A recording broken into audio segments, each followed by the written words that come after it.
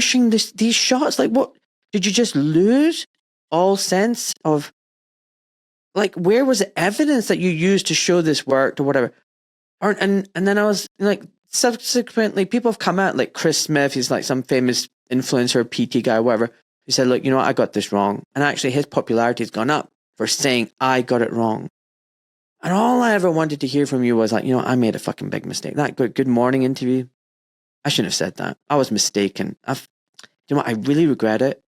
And I'm never going to do this again. And I'm going to make sure I fight and campaign to make sure this never happens again. Can you understand? And it's shared, like I'm looking at the messages, shared by a lot of people, this sentiment. Like the people who are doubting you are just like, why don't you just say, do you know what? I was wrong on this one. And I regret it. And I'm going to make amends. Yeah. So Ahmed, I'm glad you brought this up. So I've been very public about the fact that, you know, that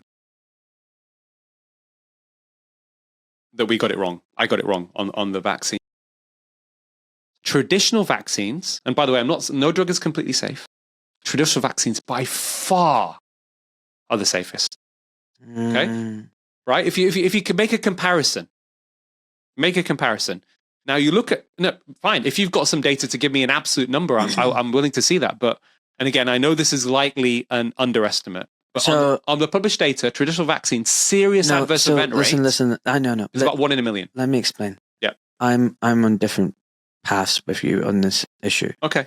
So, one, there's so many things wrong with vaccines. It's a sacred cow. So even if you get a vaccine injury, one, it won't be recognized, it won't be identified, it won't be diagnosed. Two, if you look at all the studies that are out there with the vaccines, some of them, read Turtles all the way down, are literally 6 weeks, 4 weeks, 8 weeks. There are no long-term studies. There are no long-term true placebo studies comparing a vaccine with people who have had nothing but water, saline injection.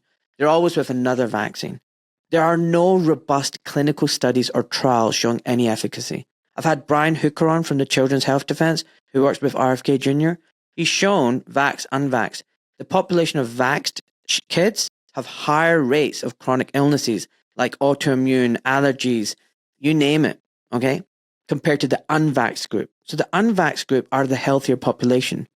We are not doing studies, though, large studies funded by the government, funded by Big Pharma, showing medium, long-term efficacy and safety and complications between the vaxxed and unvaxxed group of children.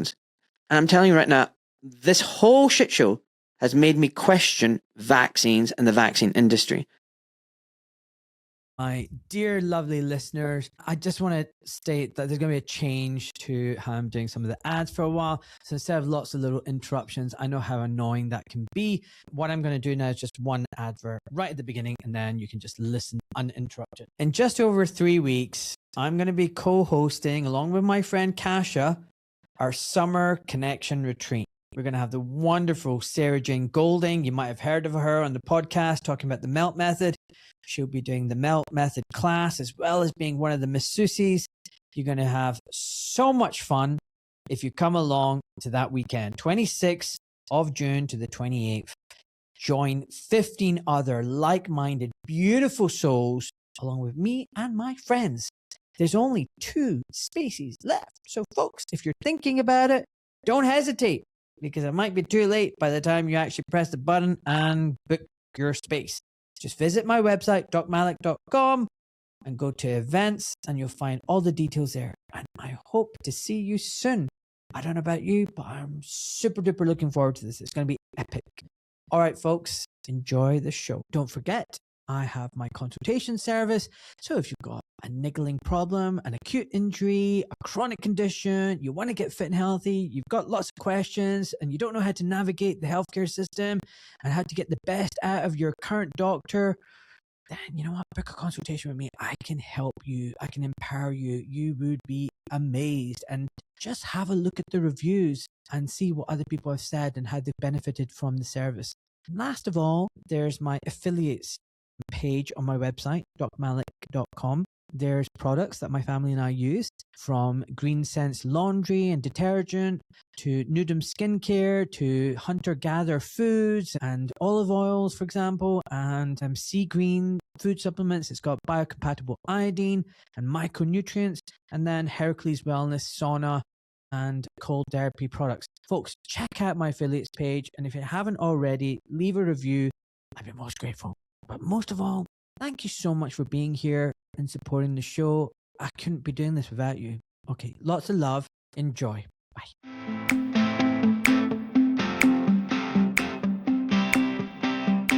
Right, so I was reading out. Remember, I was just reading out your message. So, what made me really go right? Frack it! I'm going to have you on the podcast. Is you sent me this message. When did you send it to me? You sent it to me on 20th of January. You said to me, "Can I just say you're a lucky bastard?" And then you sent me this picture. "I sustain myself with the love of family. You've got family." Dude, what did you mean by that? Like, why did you send me that message of all the things? I think that it was just really I think people Carry on talking. I'm just suffering is something that we all go through. It's part of life. Mm-hmm. I think a lot of times people don't appreciate what they have and think about what they don't have. And, I was just having an emotional moment, reflecting on the fact that, I've lost all my immediate family. And, we're still in this battle for truth and transparency and all of the stuff, taking on Big Pharma. Do you get lonely? At times, yeah, probably. Yeah, at times. I think I've learned to become quite self-dependent, and I'm also very good on my own, in the sense that I like my alone time. It allows me to think about stuff. But also, I'm very much a family person, when I look back on the best times of my life, where I felt a kind of deep sense of happiness or contentment, it's always been with people, people I care about, people who care about me. So so I do miss that. I mean, I interact with lots of people. I'm quite social, but I think it's different to having a person, your person. Yeah. A close partner, intimate, whatever, the way you want to describe it. And in this battle that we're in, with the stuff that I'm doing and that you're doing, I think there are moments where you go to very, very dark places. And it's in those times, Ahmad, where I feel, that sense of loneliness, if you like. It'd be nice to have that one person there that you can talk to, you can hug. So that for me is something, that happens. That happens momentarily on not an infrequent basis. Well, I mean, I'll be honest with you, when I read that, I felt quite sad, because one thing that's really sustained me is the love of my family. And, just before we started, I did a little tour of my tiny little cottage, showed you like pictures of my kids, my wife, and it really has helped. It's what drives me. It's why I've done everything that I'm doing. And you then subsequently messaged and said, "I owe you a podcast, mate. You're one of the first doctors to support me. I haven't forgotten." And you suffered backlash from the establishment after you put that video out. So just to give some context to it, people, we've not actually been in touch. You actually don't have a clue what's happened to me. When I told you I'm out of a job now, I'm not an orthopedic surgeon, you were like, you're shocked. You're genuinely shocked. And and you were like, "What can I do to help?" And I was like, "Come on my live stream." So I've got all these paid subscribers. Getting someone like you and his big catch. No, for me. I was honestly generally really sad to hear that, mate, because you were one of the first people to actually come out as a in terms of the medical professionals in this country. I think, if I'm not wrong, the first guy. We talked about I think this. There's Sam White, Dave Parkman. but the interaction with me specifically, saying that we need more doctors to speak out. Yeah. And because of that, you did a video and I shared it, and I think it went viral. Yeah, I was looking on my WhatsApp feed, and I'm happy to put it up. And no one believes me because I'm completely transparent. Just Substack on it. You asked me back in December 22. You said, "Mate, can you help me? We need to get a message out about these vaccine injuries. Can you please do a video?" And I was actually operating that day. I was in my scrubs and I saw this message early in the morning. I was like, "Frack it." And literally I just did one take. And I was like, and it was from the heart. And it was like, I'm just seeing all these vaccine injuries. And it was very measured. It was very, absolutely, very professional. Right?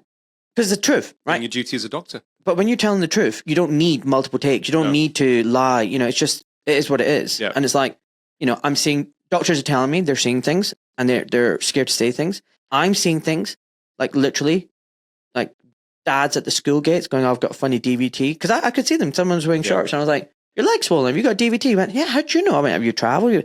No, mate. I went, did you have a shot recently? He was like, yeah, a few weeks back. It's just random clots, turbo cancers. I was seeing these things. So I did the video. And since that day, mate, I can either thank you or blame you for where I am today. Yeah, I know. No, that's why also I felt a sense of responsibility that I was like, wow, I didn't realize that you got to a situation where you'd actually lost your job. Do you remember what I told you immediately after that video went? Remember what happened to me? Do you remember? Because we haven't been in touch. Do you remember what happened to me? Like literally within a day or two? No, because we emailed and you got an email from is it medical director of your hospital or something? There two was of them. backlash. Two of them. Two medical. Yeah. Remember that backlash? Yeah. Because you shared it with me and I remember. Yeah. We had an email exchange on that. Yeah. And then after that, what happened was to and fro emails and then referred to the GMC for being transphobic and then, everything. And then one after another, one hospital suspended me, that another suspended me. And you know what it's like? You can't run a private practice if you're being suspended. And if you're a surgeon, I can't just have a room in Harley Street. So yeah, here I am. Thanks to you, buddy. Hope you understand that now. Yeah. And you've been busy. You've not been following me. We've not been in touch. But I was just telling you now, my mum had a heart attack as well. Yeah, awful. And you told me that she's no cardiac history. No major risk factors. No. And thank God she's okay. She's alive. But yeah, it's. Yeah. So one of the problems that I've had, and I can't. Yeah. So this is actually a question from me and one of my supporters, Red Ted's Roadshow, and he goes, "Thanks to my now outspoken views on health, in no small part due to you, Ahmed, I'm now discovering many of my friends and relatives are on statins.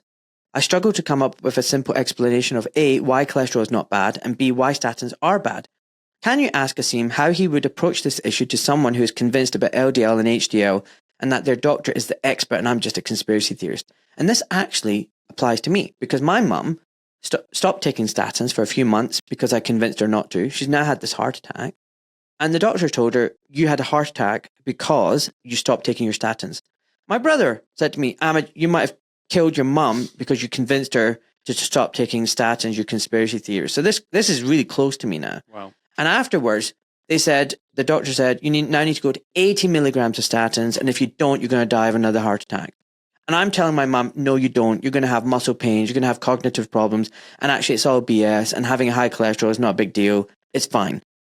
They're the fire engines at the scene of the fire. They're not the problem. And she goes, no, I've Googled. The whole world is telling me I need to be on statins. Why is it you're the only person, Ahmed, saying this is wrong? So I get Red Ted's. I get what he's saying because it's, how do we then fight back? How do we respond to that? We respond to it with conversation, with information that people aren't looking at. I've spent probably well over a decade deep into the whole statin cholesterol saga. Mm. And in fact, before I go on about that a little bit more in a bit more detail, that actually lost me my job in the NHS. So you talk about losing a job. Mm. And that, I'll come back to that. Or unless you want me to give you the full story there. Quick summary is that first and foremost, cholesterol, which has been, we were brought up and conditioned to think as medical students and as doctors is a major risk factor for heart disease, is not actually a significant risk factor for the majority of people. That's the first thing. There is a strong association if you've got a genetic condition called FH, familial hyperlipidemia, which affects about 1 in 250 people. That wouldn't be a mum. So that's the first thing to say. And then we were also told that if you lower LDL cholesterol, so-called bad cholesterol, you're going to have, there is almost a linear relationship. With the lower the LDL, the less heart attacks you have, less strokes, less death. And that was disproved by myself and 2 other cardiologists in BMJ Evidence-Based Medicine Journal. We did a systematic review on the evidence of drug trials By the way, that's still drug trials, which the data is still kept commercially confidential. We can talk about that later.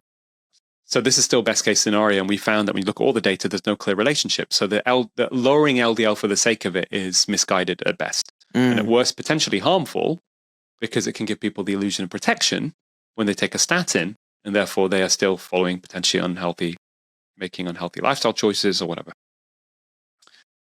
But in the case of your mum, for example, the first thing to say is, if you are at low risk of heart disease, which she would have been potentially, I don't know what the full details, but let's just say that you do a risk calculator, right? I'm not sure, was it a GP that prescribed statin to your mum initially? You know? Initially, yeah. Okay.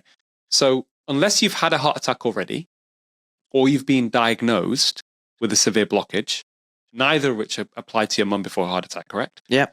Then you're essentially in a low risk category. So then the question is, well, what's the benefit of a statin? This is irrefutable. It's not about he said, she said, right? And if people want to understand this in a bit more depth, they can look at my book. The last book I wrote is called A Statin-Free Life, where I explain everything there. If you're at low risk of heart disease, that means you have a 20% risk of having a heart attack or stroke in the next decade.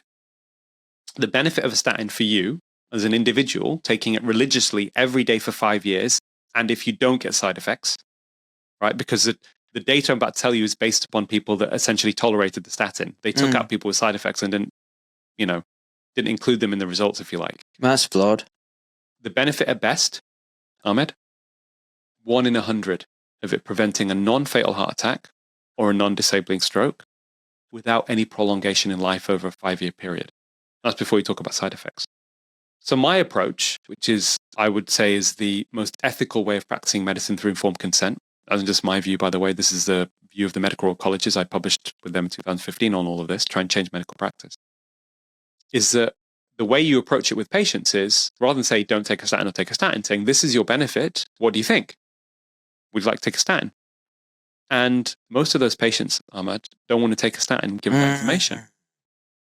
So the chances that stopping the statin is the cause or contributed to your mum's heart attack is negligible, to be honest. It's highly unlikely. Do you know what I found? So that's, and the thing is, most doctors don't know this information because we are conditioned to think in very binary terms. We're thinking high cholesterol, need to lower it.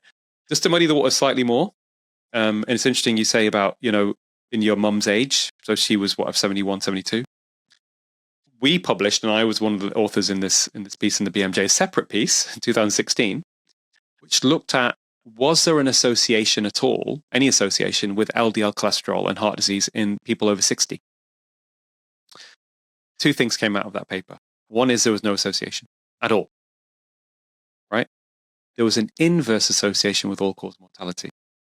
In other words, statistically, the higher LDL if you're over 60, the less likely you are to die. Why is that?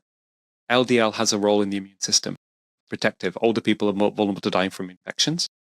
And the other association is that low cholesterol or low LDL cholesterol is associated with cancer, and that could also be through an immune mechanism. So in people over 60 who don't have a history of heart disease, actually, from the data that we've published on, it suggests that you want your LDL to be high, not low. This is exactly it's mind-blowing for people to hear this. Yeah, and I've also read Malcolm McKendrick's book, Clot Thickens. Malcolm's a good guy. I've learned a lot from him as well. He's a very good guy. Together. Malcolm actually was one of the co-authors in that paper. Right. 2016. And, Zoe Harkin was on my podcast and she was talking about statins and she's done great work on it. Yeah. She's a good egg. And it's just sad. I think it's just a reflection of how big pharma has influenced the medical world and the medical journals and the research and medical school training. They've just captured everything and there's no critical thinking. When I went to see the cardiologist or the junior doctor, no one explained why my mother got the clot. What caused it. No one talked about, the heart failure afterwards or why she was coughing up blood. No one talked about the side effects of drugs. No one talks. They're just like automatons, like little robots. This is the guidelines. This is what you have to take. And it's quite frustrating. Navigating the healthcare system was very, very frustrating. To try and rationalize it, I think just an easy way to kind of summarize the issue for people to get this. Medical knowledge, right, is under commercial control, but most doctors don't know that. You then add in, Ahmad, and you know this as a doctor, medicine, the medical profession is hierarchical and obedient, right? So if you think about the fact that you've got a hierarchical profession, which of course, for all intents and purposes, has noble intentions, but people in positions of power now are very closely linked to the pharmaceutical industry, who aren't interested in nobility, they're only interested in making profit for their shareholders. If that culture infiltrates our leadership and everybody else follows, it doesn't take a rocket scientist to figure out that's going to be a bad thing. Right. Let's talk a little bit about you. I wanted listeners to see a side of you that maybe they haven't seen before. I wanted to clear some of the stuff that's out there. You know, it's really funny. There's so many divisive figures in the so-called freedom movement. I recently had a chat with Robert Malone on my podcast. Did you hear about that? No, I didn't. What happened? Yeah, let's not go there. Okay, anyway. Let's not go there. I've met Robert a couple of times. I mean, listen, we all form our opinions when we meet people. I'm very intuitive. You're probably quite intuitive. You get a different impression when you meet somebody compared to how they are perceived or viewed or whatever else. But, you know, my own impression of Robert Malone is a good egg. And yeah, I've had very nice interactions with him. That's all I'm going to say. It's great. I'm glad. So basically, literally just, I think it was yesterday, I had one of my listener supporters telling me how they spoke to you, and, you know, you spoke to them for 30 minutes about something. I don't know what it was, but her name's Belinda. That's all I'm going to say. And, you know, she was really excited, and you're charming and so nice, and she thinks you're dashing, you're lovely. But then I've got other people who think you're narcissistic, that you're controlled opposition, that you're all about me, and self-promoting.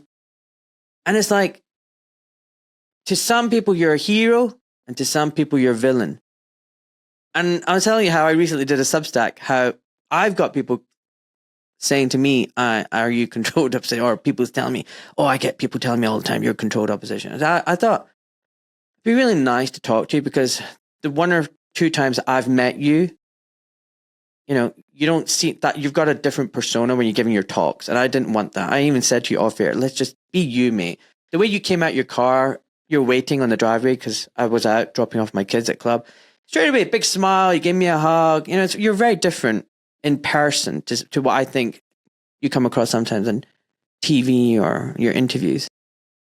Who is the real Aseem Maholtra? What is driving you to do what you're doing? You know, is it money? You're making a lot of money? I mean, your car didn't look like a banged up. I mean, just to those listening, you're driving a very old, small, mini kind of car. That it's a Honda Jazz. It puts my car to shame.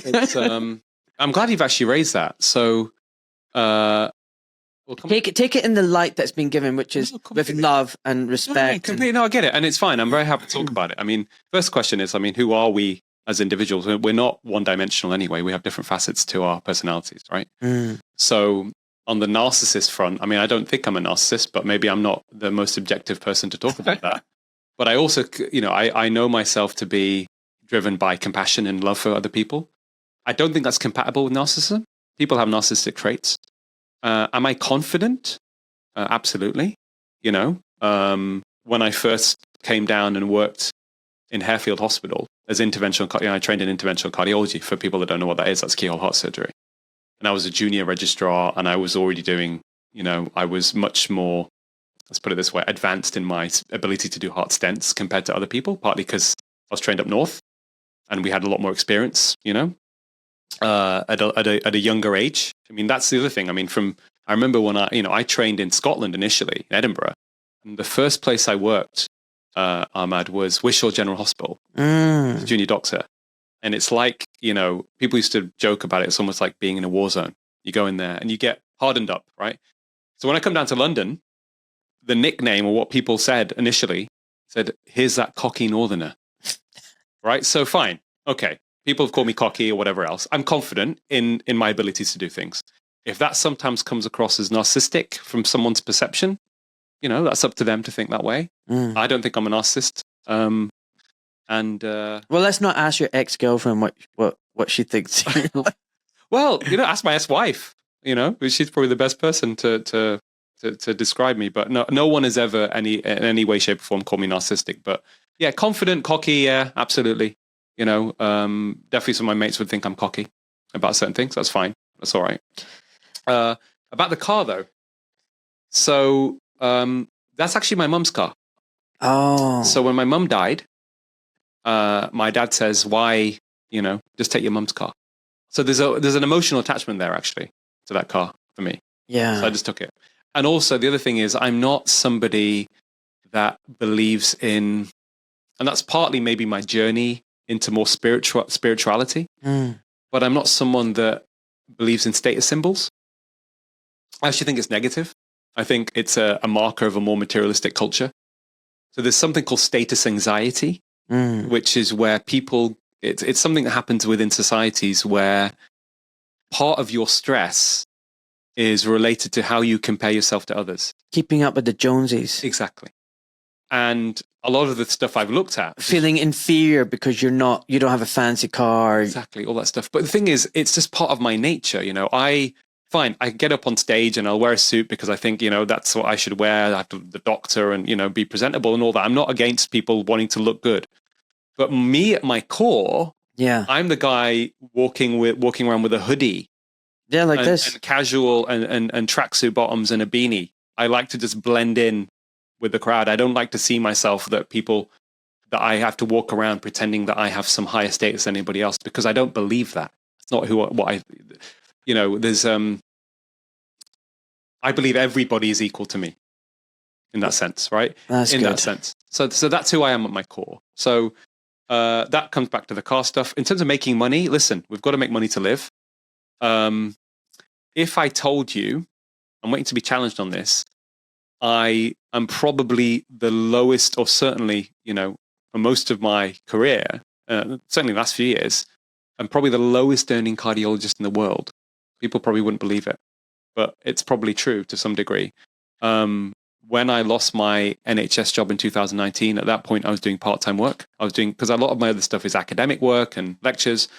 For 99% of those, Ahmad, I don't get paid a penny. At all. In fact, all the stuff I've been told people want to pay me money for giving talks on the back. I said, someone messaged me, I think through email or whatever, saying, "Oh, if you have Aseem on, can you ask him who's paying for all his flights around the world, and who's paying for all this?" So if I'm giving talks, some of them their travel expenses are covered, but they'll ask speaker fee. I said no, don't take a speaker fee. That's fine, right? Travel expenses.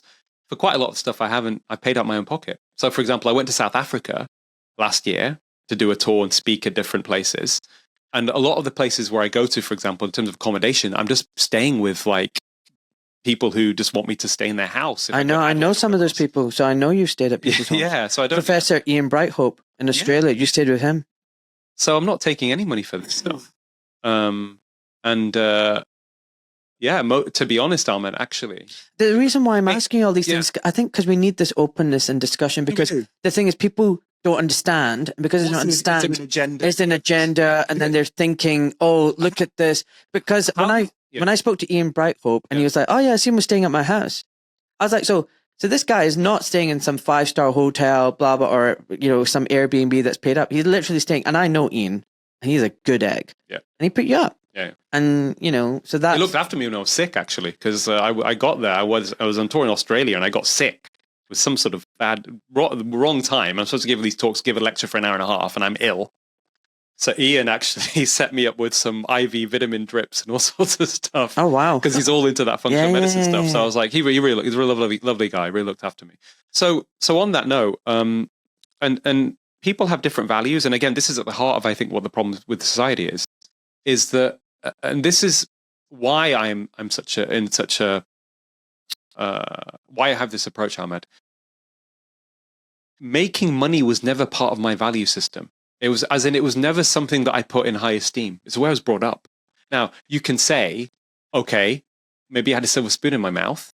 And to be fair, I had two parents who were doctors. Okay, both general practitioners. Because straight away we're different. Because that's not. Growing up in a working class family. Yeah. struggling, not having money for anything, Yeah.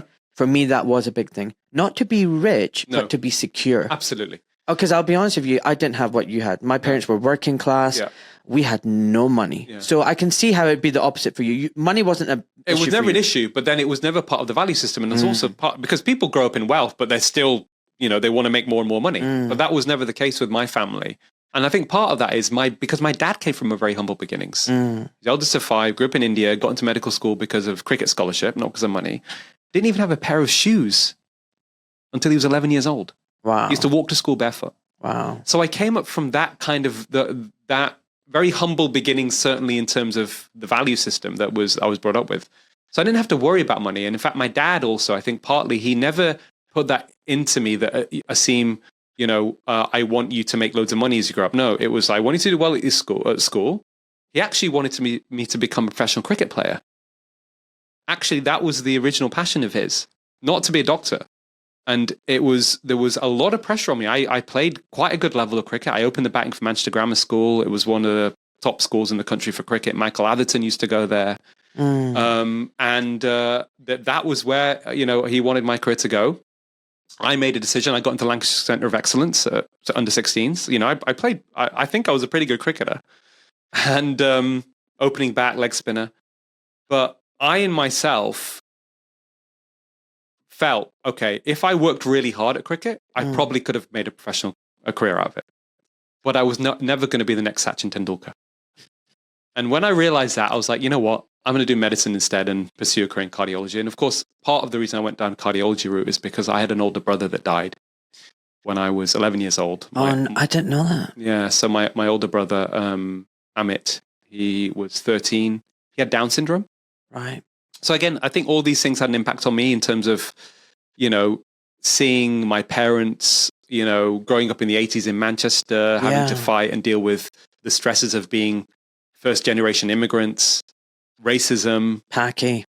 Oh yeah, I've got attacked by neo-Nazis in a park. Yeah. All that kind of stuff. And then at the same time, a brother that had Downs, and it's challenging and stressful for a family. Yeah. Right?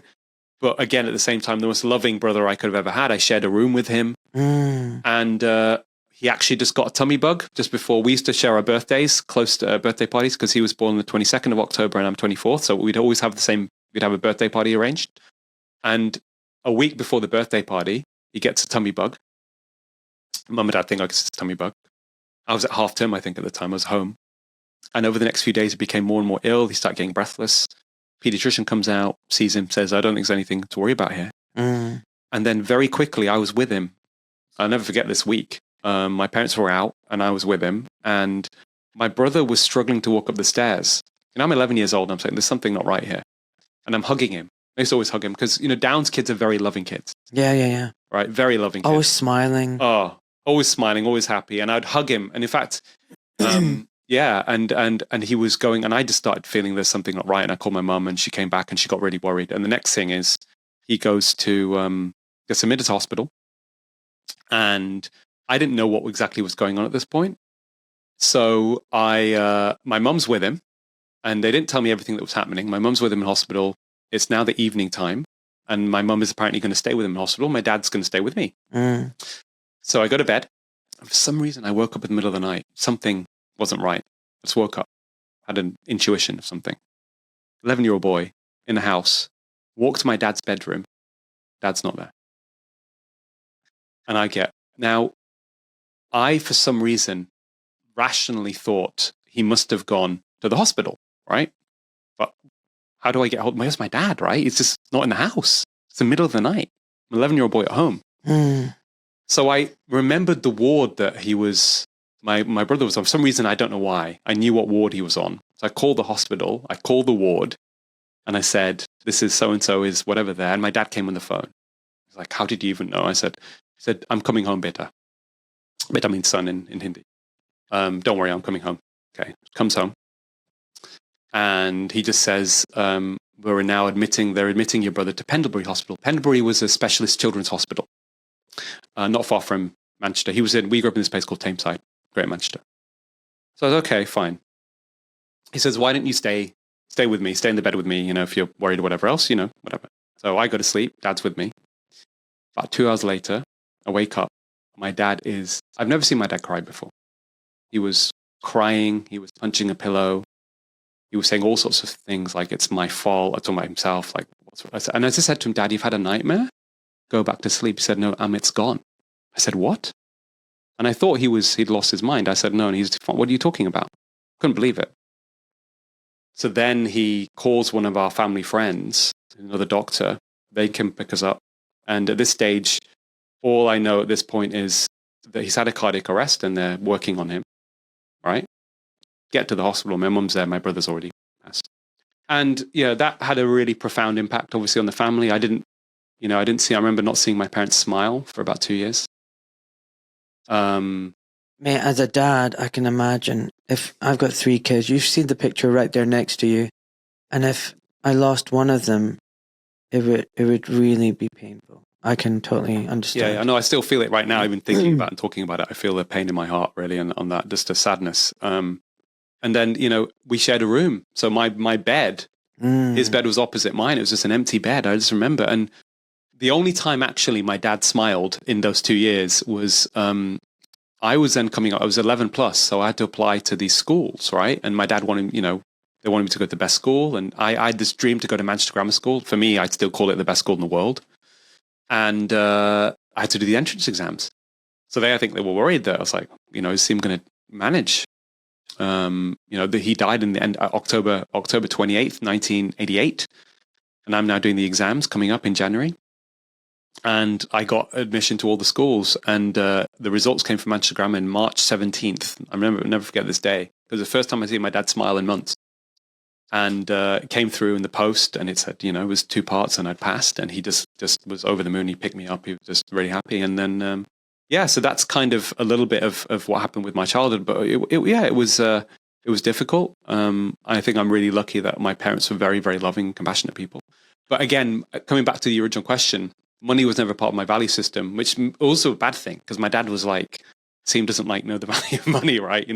I would take my friends out on my dad's credit card sometimes, so that's the way I was brought up. And then as of now, coming to the modern day, I would say, Ahmad, certainly for the last several years, 80% of my work time, whether it's reading, writing, articles, publishing journals, whatever else, doesn't pay me a penny. So are you rich from your activism? No, I wish. Are you paid by any pharmaceutical companies? These are things that we need to get out there. Okay. Was Martin Luther King a member of the Ku Klux Klan? That if you can ask me that question, that's what I'm going to say. Great answer. Okay. We'll come back to pharma. So for me, my value system is dissemination of the truth. There's nothing greater for me that gives me satisfaction, and that as a doctor, in actually helping your patients get better. It's got nothing to do with money, and we're privileged. I'm not saying I feel lucky to be able to do what I can do. But again, money is not. You can accuse me of other things. Okay, he's wrong, or he's obsessed with one particular idea, or whatever else. That's fine. But the financial conflicts is certainly nothing that even. Okay. If there's a scale for me, it's at the bottom of the conflicts of interest for me, or competing interests. Okay, you know how we got that honest health thing up there? I need to be honest with you. Hearing that story, what you've just told me, heartfelt, the way you've interacted with me since the moment you got out of your car. Part of me absolutely loves you. Part of me absolutely hates you. And I really wanted to just get to know you and get rid of that, banish that, why I don't understand you or I don't trust you in me as well. I'm like the audience, very mixed. Part of me loves you, trusts you, but part of me doesn't. The first time I ever saw you was on GB News when you were saying that there's a link between these vaccines and myocarditis. That's the first time I ever Heart attacks. Heart attacks. Yeah. It's the first time you ever came on my radar. And I was like, who the frack is this guy? This is amazing. He's amazing. Oh my God, he's wonderful. Yes. Right? I'm not fracking crazy. that was the first time you came on my radar. I keep telling people I'm very late to the party. I don't watch TV. I wasn't on Twitter. You can even see on our text how I talked to you about how I hate Twitter. I'm not. You were saying to me, post it on Twitter. Remember the video? You were saying, if you do anything, can you send it to me? I need support. I need doctors speaking at. Yeah. I said, dude, it's on my text. I hate Twitter. I hate getting on Twitter. Blah blah blah. So that was my first time I saw you. So you were like on this pedestal. I was like, amazing. This guy's speaking out. He's risking everything. And then I did my video and everything. And it was later, a few months later, I saw a video where you're on Good Morning TV telling people who are BAME community to take the shot. And I was like, what? My hero was telling people to take the shot? What the fuck? How could he have said this? The fucking statin, you're telling how big farmers all shit. But here you are pushing these shots. Like, what? Did you just lose all sense of, like, where was the evidence that you used to show this worked or whatever? And then I was like, subsequently, people have come out, like Chris Smith, he's like some famous influencer, PT guy, whatever. He said, look, I got this wrong. And actually his popularity has gone up for saying I got it wrong. And all I ever wanted to hear from you was like, I made a fucking big mistake. That Good Morning interview, I shouldn't have said that. I was mistaken. You know what? I really regret it. And I'm never going to do this again. And I'm going to make sure I fight and campaign to make sure this never happens again. Can you understand? And it's shared, like I'm looking at the messages, shared by a lot of people, this sentiment. Like the people who are doubting you are just like, why don't you just say, do you know what? I was wrong on this one. And I regret it. And I'm going to make amends. Yeah. So Ahmed, I'm glad you brought this up. So I've been very public about the fact that,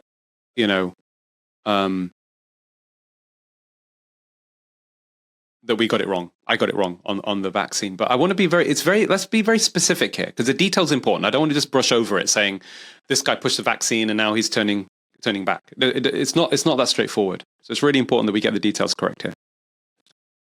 The first thing is, most people, and by the way, you may not remember this, but when we first had our conversation, you took me out for dinner. We went to Gaucho Grill, remember? Yeah, I wanted to meet you. And I wanted to understand. You may have forgotten, but I told you all this stuff. I did tell you. At the time. You may have just brushed over it, but I said, listen, I had it. I went on Good Morning. I told you the whole thing. I know, and I didn't feel it. Okay, fine. I'll be honest with you. I didn't feel it. Yeah, I wasn't convinced. Let's talk through it.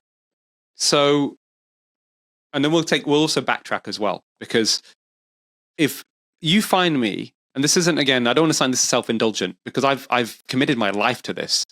There's probably not been a single doctor, not just in the UK, in the world, and other people will attest to this, in the last decade, that has done more in exposing Big Pharma in the mainstream than me. Nobody. No one comes close.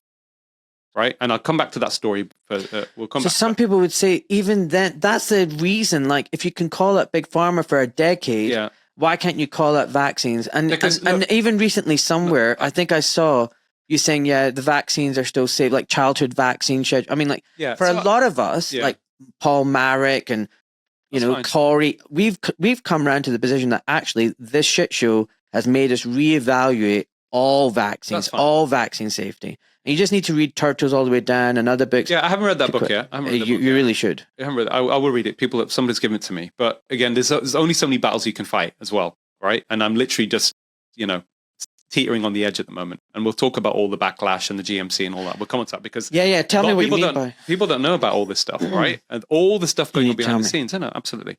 But let's just talk about that Good Morning Britain thing. So, and even a conversation I had with the editor of the BMJ, the one editor that has done more in one journal than anyone. Doshi? Fiona Godley, the editor-in-chief, right? Who has been the person that started the Too Much Medicine campaign in 2012 that really got my, touched me in a way that made me think, okay. She's also the one that went after Andrew Wakefield. Yeah, absolutely. That's kind of relevant. Yeah. So listen, the problem is, I think, Ahmed, is that we try and this is, I'm glad you've raised this issue, because I see this whole so-called cancel culture. Why do we expect perfection of everybody? Why do we think that, okay, let's say we agree with someone on 99% of issues, But if there's 1% of something we disagree with that's personal to us, suddenly, like, I discount everything. How many people do you know where you agree with, like, even your family members? Is there anyone that you agree on every single subject when you speak to them? Dude, I don't agree with myself from last week. Well, no, exactly. Well, that's good. No, I'm being serious. No, but that's good, though. Listen, that's evolution. That's growth, right? Information keeps changing. This is exactly where so let's go back to, and by the way, so the first thing I've got to tell you, it's funny that you said, you didn't even remember, it didn't resonate with you till someone raised it. Most people didn't even fucking know that I went on Good Morning Britain to tackle vaccine hesitancy until I fucking told them. What do you mean? That was all through my paper 2022. That was a way for me to try and give confidence and courage to other doctors, say, it's okay if you took the vaccine and you gave the vaccine. I'm somebody that went out, I took 2 doses, I tackled vaccine, it's okay. I did that deliberately to make it safe for them to come out. Because if I didn't do that, I'm just another anti-vaxxer. So I deliberately did that, Ahmad, right? But let's go back. So I agree with that, because the thing is, I've had 1 shot and I regret it, and it was a mistake. I never recommended it. I doubted it. I knew it was experimental. I didn't think it was safe. Because of coercion and weakness, I took the 1 shot and I regretted it immediately, and it made me very angry. And it still does to this day. And I will never, ever do it again. And that's why I'm campaigning against it, so that other people don't get into that situation. But some people have their own journeys and do things and regret it and wake up at different stages. Not everyone sees things right from the beginning. And just because people wake up later doesn't mean they're controlled opposition. What's the most important is intention. Intention has to be pure. I just think I would love it if you just said, I'm sorry I said take it, I regret it. Like, why is that so hard? I will answer that question. But I have to answer people would love you for it. It doesn't matter. I don't care if people love me for it. I want to do it from a place of sincerity. If I'm going to say sorry, it has to be sincere. If I just say it for the sake of appeasing a few people, there's no point doing it. It has to be from the heart.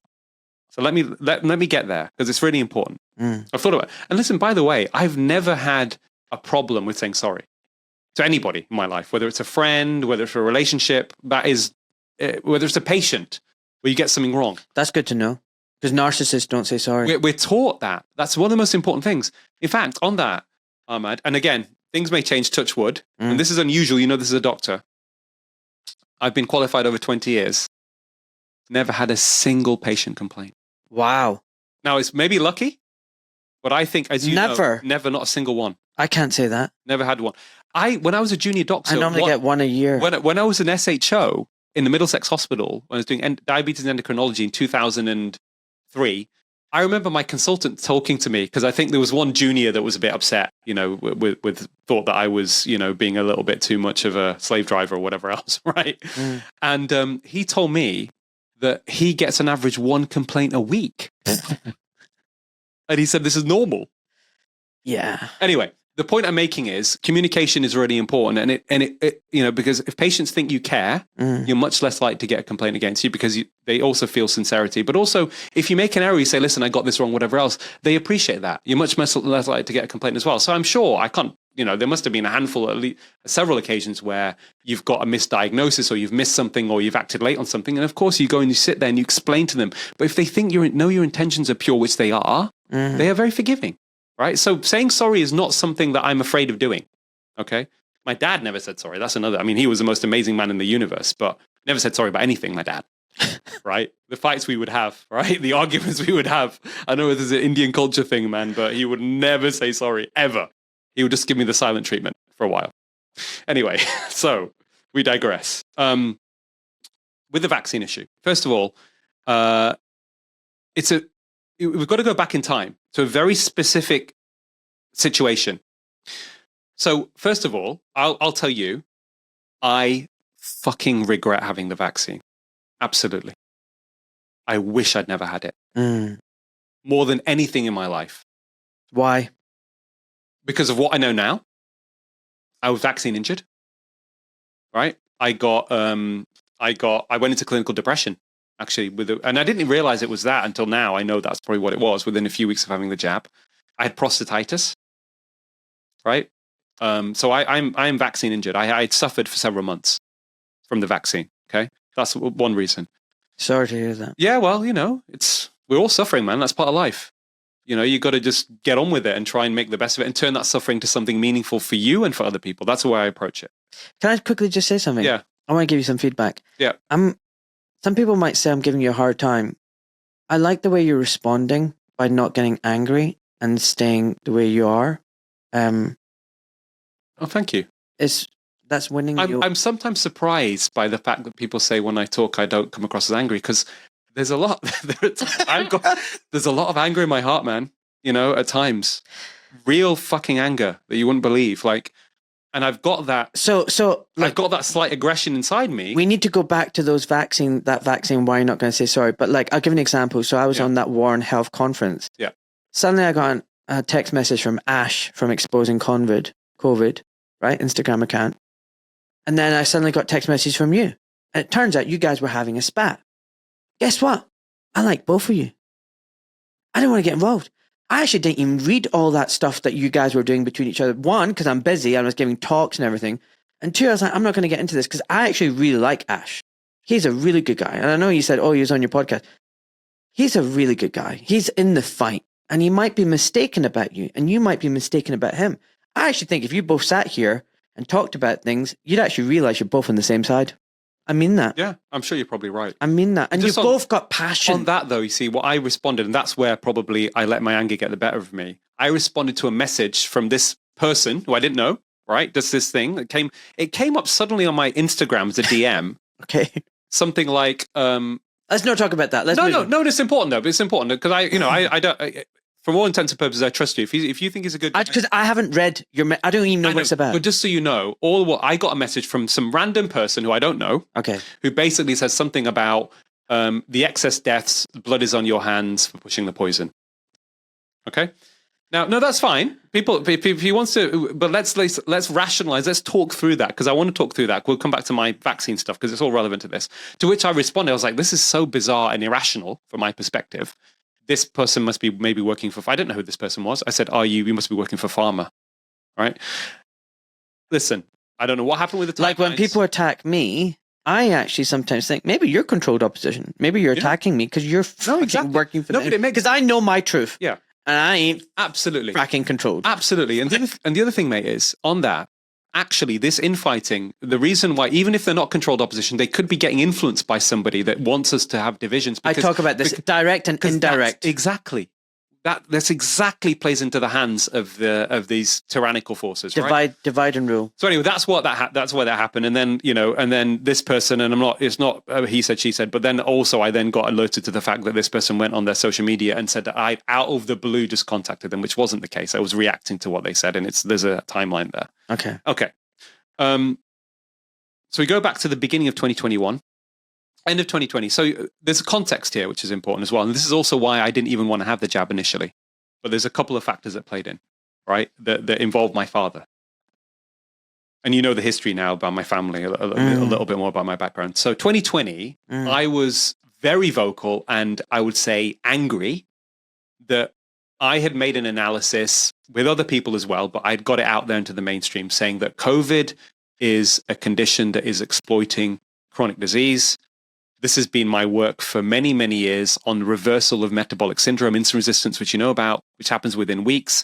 This is a really good opportunity. Government have been really shit on tackling obesity because they've not dealt with big food.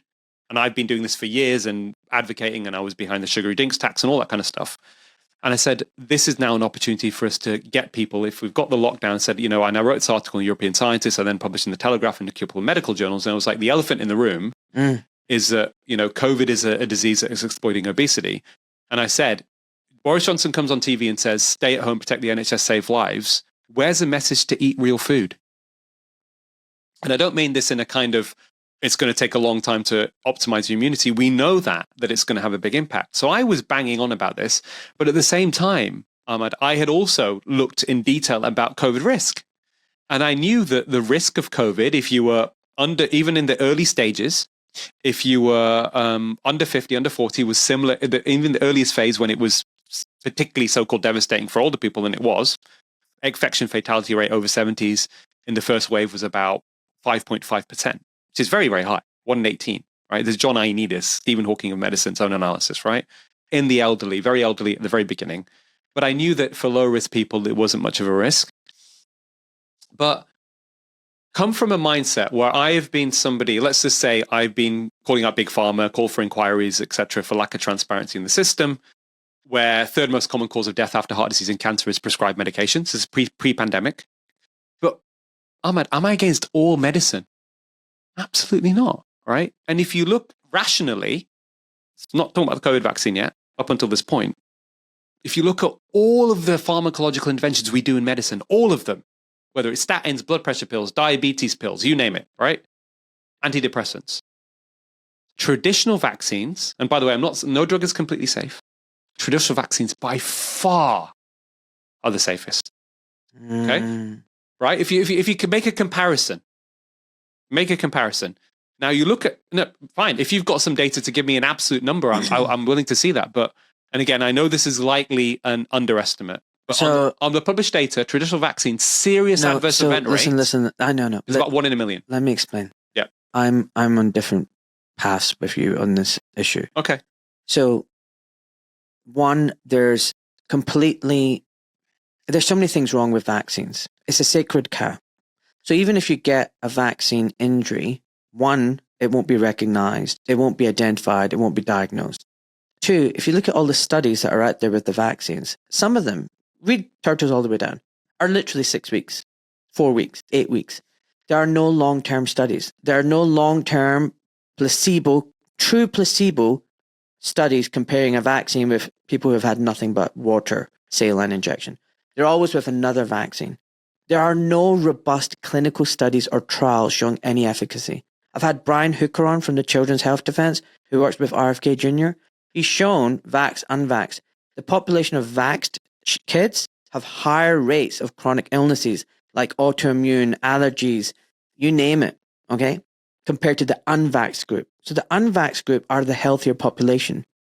We are not doing studies, though, large studies funded by the government, funded by Big Pharma, showing medium, long-term efficacy and safety and complications between the vaxxed and unvaxxed group of children. And I'm telling you right now, this whole shit show has made me question vaccines and the vaccine industry. And when you talk about vaccines the way you do, it makes me think, how can you not see? You can see the Big Pharma statin shit and antidepressants and all this other stuff that's going on. Well, yeah, fine. But how many, I'm one person. People said to me before, you need about 5 clones, Aseem. Because think about it. It's taken me a decade to go into the statin research. So I'm very open. All I'm saying to you is I'm open to this. I'm not even denying what you're saying. So what I'm saying is maybe, like me, for many years. So I'll give an example. Like I've been in mainstream medicine for 25 years. Does that mean I was an evil, bad person for 25 years? No. I've only woken up in the last 2-3 years. Does that mean up until that point, I was a pharma shill and an agent of the darkness? No, of course not. I was just blinkered by it. I was indoctrinated through med school. Vaccines are the safest thing ever. I took all the vaccines. My kids have had the vaccines as kids. But over the years, I've just started to think, why are they pushing the flu vaccine so much? It doesn't even fucking work. Yeah. Then it was like COVID. Why are they pushing this experiment? And COVID hit it hard for me because I realized by putting that label vaccine on it, we were just not questioning anymore. Yep. The moment you said vaccine, it was like, oh, well, it's safe and effective then because all vaccines are safe. And I realized it's a sacred cow. Yes. You cannot question it. And that, when you cannot question anything, there's no patient safety. There's a blind spot. It's a blind spot. And I'm just saying it's possible that this has been your blind spot. And maybe in a year's time, you will be the biggest advocate of vaccines are fucking dangerous. Listen. You need to read that book, Turtles All the Way Down. I will read it, and I'm very open-minded, Ahmad. Absolutely. But right now, with everything I do as an advocate, I usually do it on the background of my own deep dive research and usually get it through medical journals, and then I go hard. And this is what I did with this fax, right? So I'm very open. And by the way, I know Robert Kennedy Jr. I know his work. We've spoken together. I'm friends with him. He was very supportive of the stuff I'm doing. Speak to Brian Hooker. I'll put you in touch with him. I know Brian very well as well, and I've been on his podcast. So I appreciate there are probably. I appreciate those concerns, but there are solutions, by the way, which it's not just about vaccines, it's about the whole of pharma, right? Which we'll get to. This is what I was working on even before the vaccine, right? Basically, let's just talk about that simply before we go into the vaccine stuff. We don't actually know what to believe anymore, Ahmad. That's the problem. Yeah. We don't on any drug. And what you can say now, whether it's vaccines or drugs, is invariably what is clear for almost every pharmacological intervention. The information that doctors receive has been corrupted by commercial influence, which means that the benefits and harms have been, the safety and the benefits have been exaggerated. That's it. So if you start from that position, you can then try and get closer to the truth. But the solution to this is to make the system robust so there is transparency. The problem is and this is again, most doctors don't know this. The public certainly don't.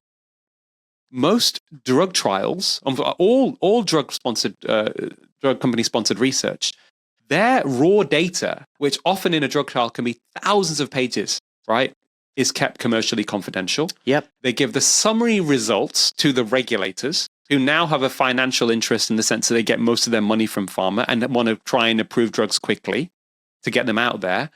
And then we then have to make decisions on the information we're given. And the guideline bodies, of course, are conflicted as well. Got huge bias in the system. So one very simple solution, which is ethical, scientific, democratic, right? I don't think anyone would disagree with this unless you're working for pharma, is that we need laws in place, which means that no longer can drug companies, they can develop drugs, but they shouldn't even be allowed to test them themselves. They shouldn't be able to design the studies. They need to be independently evaluated, and then we see, and then replicated, and then we know what the great truth is. Yeah. That's what we should be aiming for. And by the way, that would, I'd put all this stuff around which you've raised relevant concerns, because listen, people are concerned about the vaccine. Absolutely. I've been, I've done stuff and given interviews and met really good people with Children's Health Defense. I've given talks, with these guys, and I sit there and I listen. It's like, okay, there's probably a major issue. So that will put all of this to rest. Yeah, but let me explain why this is all relevant, because you are such a big drug advocate. You've just said for the last 10 years, no one in the world has done more than you. But then, mate, seriously, your blind spot's massive, because vaccines are a massive component of this. I mean, just look at the HPV vaccine. What a fracking fiasco that is. The BS behind that. Can I just say though, mate? The corruption in JC. We also shouldn't take all vaccines with the same brush as well. Right? There are some vaccines that probably have got a very good track record.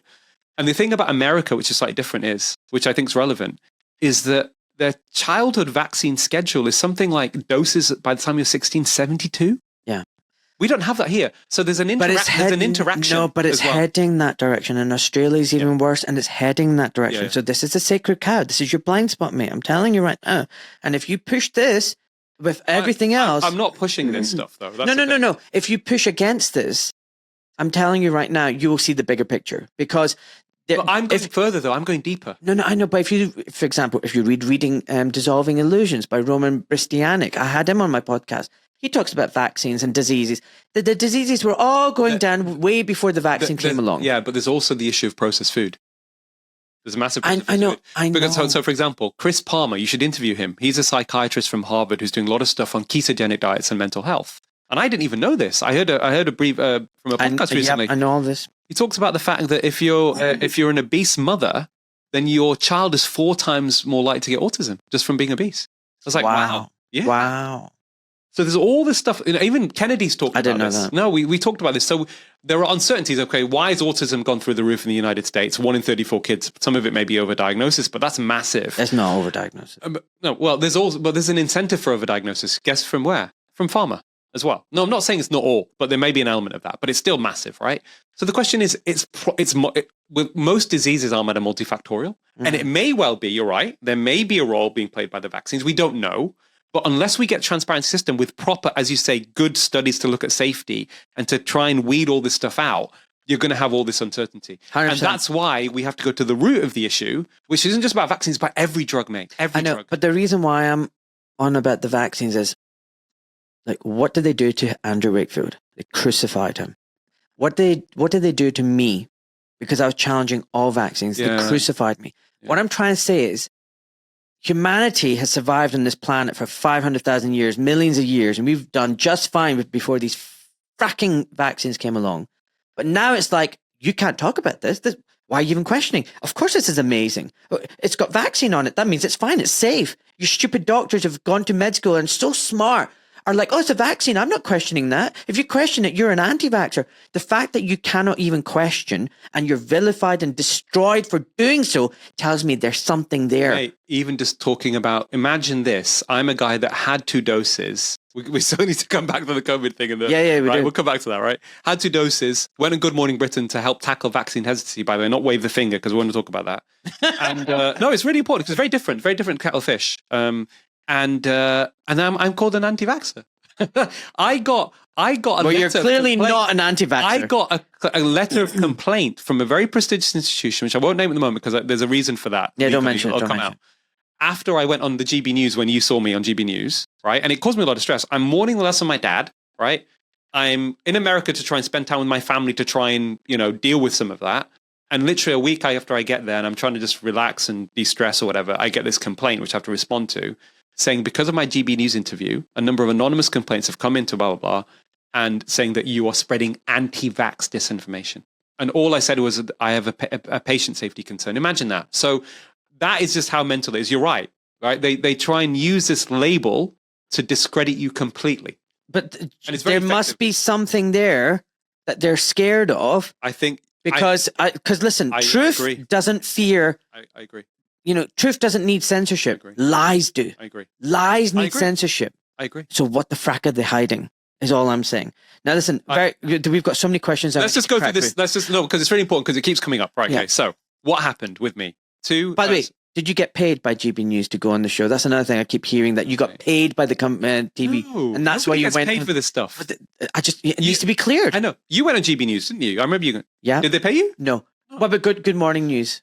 Good morning. Nothing. No one. I've never been paid by any broadcast media. In fact, this is very important for people. In fact, actually, they've offered me. And by the way, if you get paid, it's fuck all. So did you get paid or not? No, but let me just tell you, if you get paid, it's fuck all. Like what? 250 quid. By who? For an hour of your time, for whatever. So I'll give you an example. I've done a few places where they've asked, it was talk radio. There's other places where and I just said, give my fee to charity. I don't, even for newspaper articles, it's a small amount, but whatever, I give it to charity. No one's ever given me a fee for anything. No. What's wrong with me? Why does no one give me any You don't money? get paid for this stuff, mate. And by the way, you're an activist. Did Martin Luther King get paid for going around and giving money? Mahatma Gandhi? Who was fucking funding Mahatma Gandhi? Don't know. No one, okay. Right? It's goodwill, right? This is what people do it on. So no, there's no money in this. And the thing is, it's interesting when people... But this is good for people to hear. No, it's fine. But it also makes me wonder, the people that are really pushing it, it makes me think their value system must be driven by money. Because they must think that if he's doing that, he must be getting paid for it as well, right? There's maybe that. Think of a bit of projecting going on, psychological projecting. Maybe. But anyway, okay, let's come back to Good Morning Britain, right? So I was there's a couple of things. For me, why did I have the vaccine? I didn't want it, right?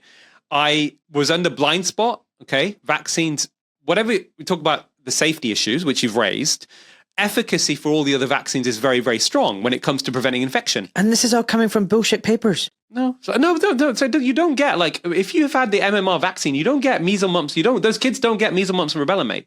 Whatever you raise legitimately about safety concerns, they don't get it. I've written about this in my paper. Smallpox vaccine, right?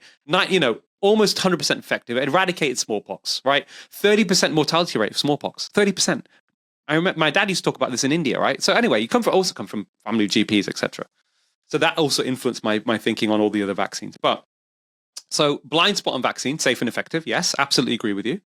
That drove me to even think that there was unlikely to. I was suspicious about efficacy though, because it's a vaccine against respiratory viruses. Flu vaccine isn't very good.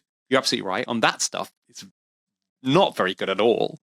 So I was a bit suspicious about efficacy, but I couldn't conceive of how it could cause harm, right?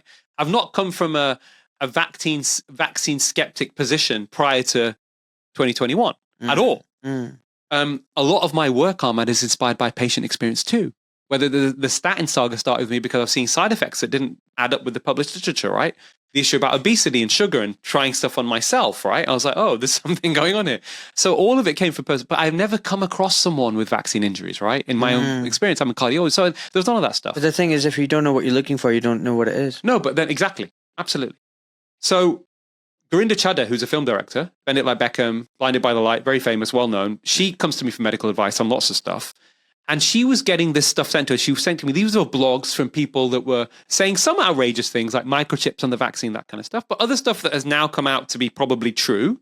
Certainly in the short term, there seems to be some fertility issues, right? They've come up. 100%. Right? And there was a paper published in one of the urology journals showing that sperm counts and semen parameters got affected at least for the first few months, right? They said it got better, but certainly in the short term. Okay. So there's all that which came out, and that was proven to be true. And the papers that are getting published, the bias.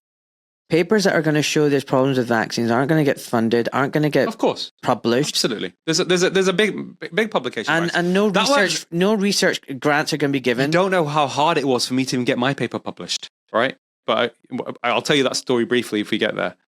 So go on to... And we need to get through all the questions, man. I'm really worried. There's so many questions. That's fine. We'll go to questions. Let's just finish this bit off. So What happened? One, I wasn't particularly having the vaccine myself because of the risk.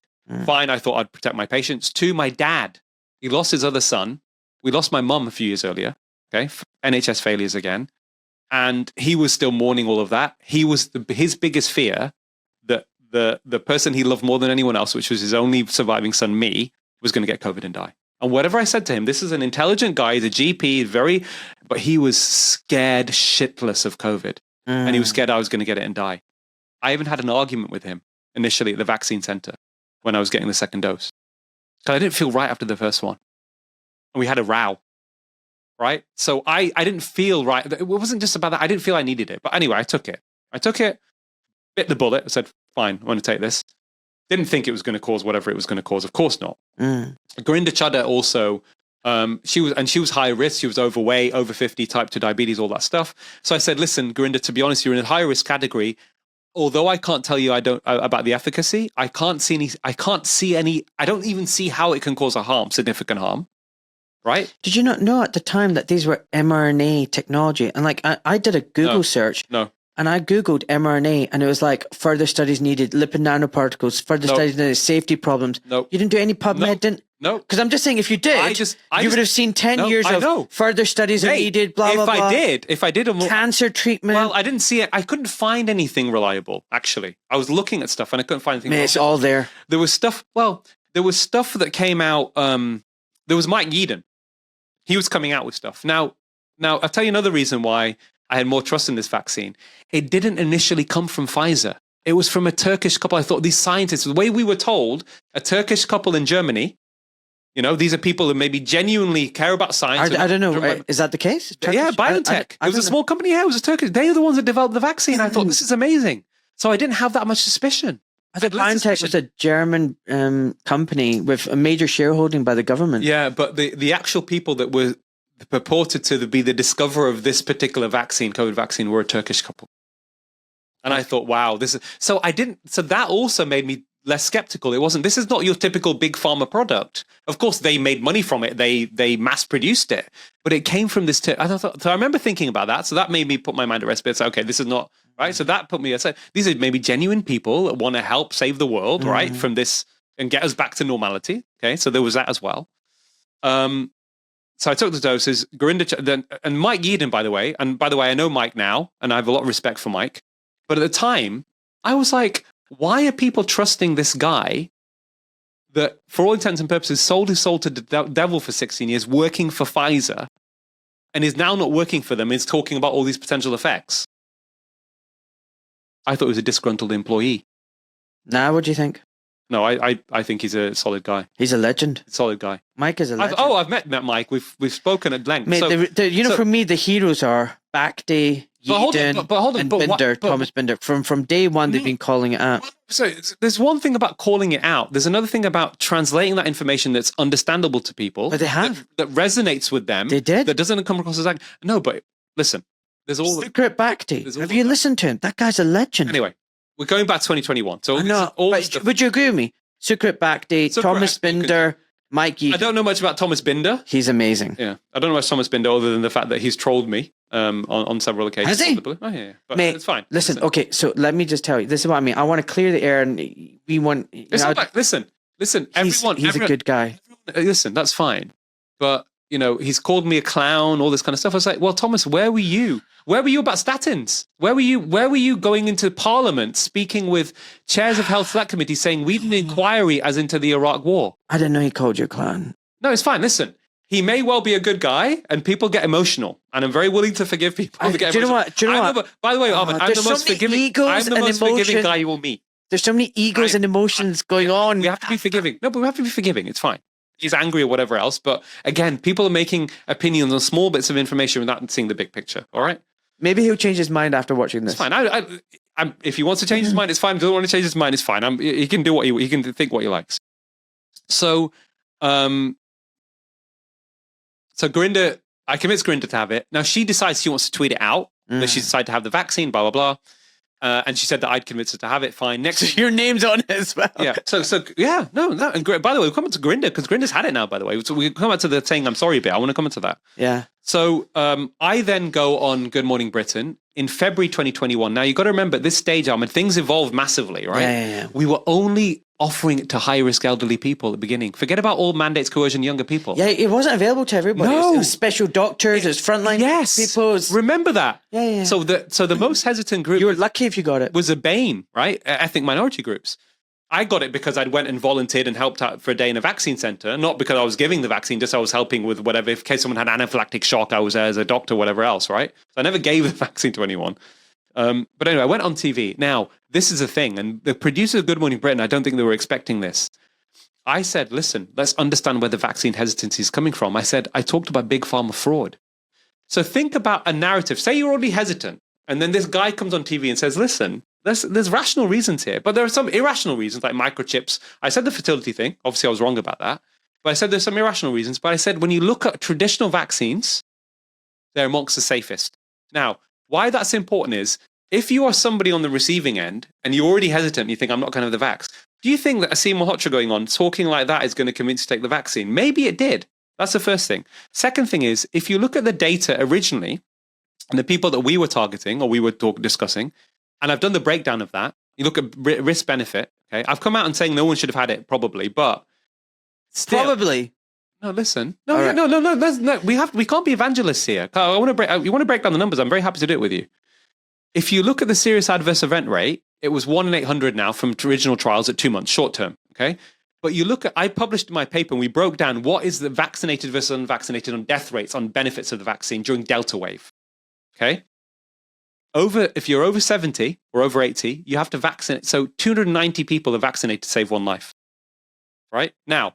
It's observational data, also confounders. It may be an exaggerated benefit, but if you put that against a serious adverse event rate of 2 months of 1 in 800, you could argue very easily, and other people like Jay Bhattacharya, I've had conversations with him about this because they think I've gone a bit too extreme. I said, I could have argued the case saying, actually, in over 70s, the benefits outweigh the harms. And actually, there is a case to be made there from the data. And I would say 1 in 800 isn't actually correct. It could be even more than that because the problem is, you were labeled unvaccinated even 2 weeks after being vaccinated. I know this. And this labeling and timing is all of that. BS. You're a high risk of getting COVID after the vaccine. There's all of this, but these are all speculations. So we can go with the hard. I'm just saying you've totally muddied the water. Like, absolutely. There's all of that to be thrown in there. I've spent 9 months of this. I know all this stuff inside out, every single detail from antibodies to, so there's all of that stuff, right? So the second thing is, okay, you could make the case, I'm not defending it here, but you could make the case that actually in the group that I targeted, the benefits outweigh the harms. I still think it shouldn't have been given to anyone because that 1 in 800 is still way too high. Yeah. That should never have been approved at that level, right? So that's the second thing. The third thing is, Ahmad, I've said to you, right, if you can make a mistake with any patient, you were the first person. I'm sure you've done it as an orthopedic surgeon. Stuff sometimes goes wrong. There's complications. Even if it's not your genuine mistake, you still say sorry to patients. Yeah, all the time. Of course. All the fucking time.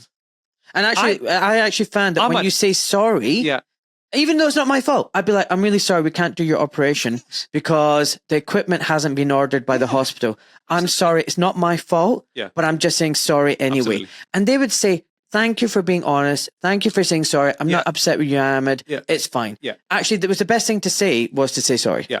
The third thing is, I'm out there. I get trolled or I get, it's just part of social media. Every single person gets trolled for something, right? Randomly. There's all sorts of these bots. You don't even know half of them are real, half of them are not, whatever, right? So there's all that there. If there was a person, imagine how out there I've been. who actually got vaccine injured because they took the vaccine because of me, I would know about it. Ahmed, there's not a single person. There's not a single person. And listen, and people are listening now, if they want to come and say, listen, you know what? I wasn't sure, but it's because of Aseem Maholtra I took the vaccine and now I'm injured. I will apologize directly to that person.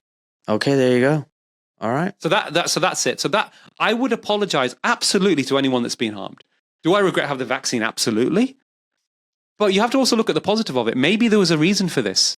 You know, I lost my dad, man. I lost the last surviving member of my family after everything I'd gone through 6 months later, you know, because of this. I had an argument with my dad even before he died. People said, oh, he's only come out. No, mate, I've been in the space of putting myself out there, I lost my job in the NHS in 2013 when I talk about statins. I had an interventional cardiology fellowship. It got cut short by 6 months. I had no job. I had to work in the NHS for free. How many doctors out there would work as a consultant cardiologist for a year, 1 day a week for free? I did that because I wanted to see patients, right? So I lost my job from 2013. And then 2019, so I've been through all of this stuff. And that maybe gave me an extra bit of resilience and courage. Like, okay, you know what? Actually, I can do that. I had friends, close friends to me, before I published my paper, saying the vaccine needs to be suspended and it probably should never have been approved. They just said, you're going to get struck off. And I thought for a few seconds, I said, you know what? I'm going to take that risk. I don't care. This is more important than anything else. So, you know, I've gone through all of that, mate. And I know you've suffered too. And you know, it needs people like you. It needs other doctors to speak out with courage and say, listen, this is more important than us. Because if we carry down this track and we stay silent, this tyrannical force is only going to get worse. And we're all going to be even more screwed than we already are. 100%. Like, look, before we move on to the questions, after the questions, I want you to talk about what happened about the GMC and all the attacks. And it's ongoing. We need to talk about all of this, right? Sure. As much as you can. Yeah, absolutely. As much as you can. Absolutely. After the questions. But listen, what was I going to say? I was going to say something that I completely forgot. But knowing that what you know, DARPA, DOD contracts, patents on these vaccines, all that kind of stuff, you know, the fact they're not vaccines, they're genetic modifications, they're DNA plasmid contamination, they're right into your DNA. I've had experts on the show, they've explained this isn't conspiracy, this is real. Nanotechnologies in them, you know, the whole shabam. Now knowing what is out there, which isn't conspiracy theory, what do you think now?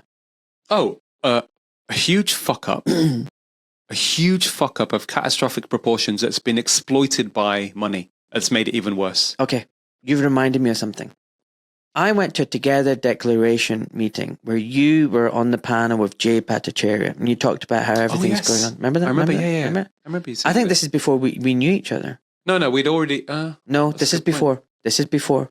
Yes, because before I published the paper. That's right. This is before. You didn't know me then. Yeah. And you guys were saying how it's all just one big cock up, that these people are trying to do the best, and you know, it's all willful blindness and incompetence and blah blah. I got really upset. I was sitting next to this guy called Francis O'Neill. I was huffing and puffing. I got the mic. I was like, this is the finest, this is the most competent incompetence I've ever seen in my fucking life. This is bullshit. This is nefarious agenda. This was designed. These are people planning and plotting. This is not something that just happened. They had this all ready to roll out. They're going to make money from it. And there were multiple vested interests, financial to everything, right? Do you agree now with me? Do you think this was just all incompetence and they were good people trying to do the right thing and they all just made a mistake? Or do you think there's some evil motherfuckers out there? I think it's a mix. I think it's a mix. I'll take that. But you've moved on from it's just incompetence. No, because on that Together Declaration, it was very much... No, I never said it was just incompetence, because the thing is, I always try and look for the most rational explanation. Doesn't mean it's always the correct one, right? But what's the most... Can we explain this rationally first? And then if other things come in, then of course, you know, if there was some nefarious plan, like you've heard this stuff about depopulation or whatever else. That might be the case. Might well be the case, but it wouldn't be the way you would do it. It wouldn't be indiscriminate. It would be. So I'll tell you why. Seriously, I will tell you why it would be like that. Because if everybody started dropping dead straight away, everybody would know what's happening. I've spoken to Dolores Cahill and other people. Yeah, but who are the beneficiaries? Jerry Brady. If you're killing your friends and family with it. I'll tell you. So so you kill your family. So there's someone who's working said, I'm going to knock off your. There's a lot of elite psychopathic people out there who genuinely. This is not conspiracy theory. There are people out there who think there's too many human beings on this planet. That we need to reduce it. We need to cull it. That we're bad for the planet. We're killing it. We're toxic. We're a parasite. And you know what? There's less of us around, the better. Yeah. So there are people who think like that. You can think that there are too many people on the planet, but it doesn't mean that you want them to be killed off. No. Listen, the predator class. Now you're confirming maybe that you're not this predator class because they think like that. They think like that. You don't think like that. You think it's bizarre. But there are people out there who think it's great. Well, I also want to think the best in people, and I think historically as well, Ahmed. I'm gonna tell you this story. Evil is rooted in ignorance, right? Okay, not seeing things for how they truly are. Even they become people even act in ways that ultimately are self-destructive. What's worse than ignorance? The illusion of knowledge. But we always talk about breaking. Yeah. We talk about breaking bad. We don't talk enough about breaking good. And I think that's important because it gives us something to work on. Because otherwise, if it's just us versus them, and there's a kind of, it creates more anger, it creates more destruction, and ultimately, I think everybody loses. Right? If we go with a mindset that we can actually convert people and make them think that their ways are even if they've acted in evil ways, right? Because I honestly think that the line between good and evil actually runs through every human heart. We're all capable of doing very, very terrible things. We're also capable of, it's like, Jordan Peterson talks about this. We're all potentially, you may disagree. I agree with that. But we all potentially could be the concentration camp guard, or we could be a saint. I agree with that. Right? But there are some very few people who are just evil. Yeah, may well be. That's the difference. But so the majority have the capacity to do evil. Yeah. But there's a minority who are evil. But can I give you one of the most amazing historical examples of someone that would be absolutely defined as pure evil and then they converted? Ashoka was one of the most powerful kings of India, despotic king around 200 BC, 300 BC. And he wanted power. He was just about himself. He was about getting more and more land. He wanted to rule the whole of India. He had armies that would go around and they would literally just create mass murder. People who would oppose him. He actually built torture chambers to have molten copper poured down their throats. This guy was epitome of evil. Okay? About 200 years after the Buddha died, Ashoka basically comes across the teachings of Buddha. Okay? And whatever it was, there must be other circumstances happening at the same time. Maybe he realized what he was doing. He wasn't getting some fulfillment, whatever else. He started reading Buddhist teachings. And it converted him to such an extent. He stopped capital punishment. He stopped animal sacrifice. He went even further. He sent missionaries outside India to spread Buddhism around the world. In fact, Buddhism probably wouldn't have even gone outside of India. Thailand, Vietnam. If it wasn't for him. So all I'm saying is, let's not underestimate the capacity for even some of these people that we see as bad actors. And by the way, I know who we're talking about here. We're talking about people like Bill Gates. We're talking about Klaus Schwab. No, we're talking about even higher than that. Fine. Name them or not name them, that's fine. Yeah. But I'm just saying, I still genuinely believe that we have to give the opportunity to have a dialogue with these people to help them realize that what they are doing is ultimately self-destructive for them as well. So if you listen to someone like Dr. Jerry Brady, he talks about how you manage the psychopaths and sociopaths. You can't reason with these people. Mate, you cannot. Have you ever reasoned with a psychopath? Ain't happening. Anyway, listen, let's move on to questions. So, Alex said, what data did Aseem use to give vaccines a green light in November 2020, stating safety concerns are totally disproportionate to reality, whilst other doctors were raising serious concerns, Yeed and Bhakti, etc.? Did you have any... Yeah, we kind of talked about that. So I was still going on the blind spot of traditional vaccines. Fine. That's a good, honest answer. Yeah. Jen, that's not a question, but she said she's been following you and your father for years before COVID. Bobby, could you ask him to answer how he feels about people calling him controlled opposition? And what does he think about the treaty coming in and possible enforcing vaccines again? What do we do? I think he's talking about the IHR treaty and the So we talked about controlled opposition stuff. I mean, I think I've answered that question already. People can make their own minds up on that. I think it's a big problem. So first of all, WHO, who I have traditionally had a lot of respect for, have increasingly they're not an independent organization. That's the bottom line. Yeah. Most of their funding comes with commercial interest. And actually, on my sugar campaign stuff, Ahmad, by the way, when people try and say, hold on, he's got all these followers and blah, blah, most of my work that I did, a lot of it was behind the scenes in the sense that, let's put it this way. I did something. I was a lead campaigner behind something that has influenced 60 million people in the UK, but 60 million people don't know who I am. And that was bringing about the sugary drinks tax, right? For me, that was more important than anything else. So go back to IHR. No, I'll tell you why. So WHO, no, so people need to realize something. When I first exposed and made news on the whole issue of sugar, when I did my own research, own investigation, one of the things that came up is that so we had sugar guidelines that were changed by WHO, by the way. WHO, they were part of that because we influenced it with the work we did as Action on Sugar, which I was science director of. The guidelines changed. I try to remember the date now. I think it was 2013, right? We launched Action Sugar 2012, 2013, 2014. They suddenly came out and said that we are now going to put advice saying the maximum limit of sugar intake should be no more than 6 teaspoons a day, right? That information they could have done about 10 years earlier, right? The data was out there already, and that would have started the process of sugar reduction much earlier, right? Less harm, less kids having tooth decay, child obesity, type 2 diabetes, all. Imagine that. And they were about to put out a report, but George Bush's government threatened to withdraw funding, US funding to the WHO through lobbying from Coca-Cola. And they therefore they didn't change the guidelines. They kept it going. Well, this is all confirmed by David Bell, who worked inside the WHO, and I did a podcast with him. It's just come out basically showing the innate corruption within the WHO. There's a lot of good people in there, but they're all captured. The funding streams, the way they're allocated, the resources. So they're told what to spend their money on. Money clouds judgment. Listen, Margaret Chan, former Director General of the WHO, after she left the job, said 70% of the funding of the WHO comes with strings attached. So exactly. So what do you think about this? So therefore we shouldn't know. Listen. So what about these vaccine passports that are going to say roll in and say you're going to have to, they're enforced? I'm not aware. No, tell me about that. I don't know about this. So they're adopting the vaccine passport the Europeans did, and they think it's a great platform, and that, they might mandate falling with this IHR treaty. They can say, oh, there's a pandemic. Could be anything. Could be climate change. Climate change is happening. We can't trust them on anything, mate.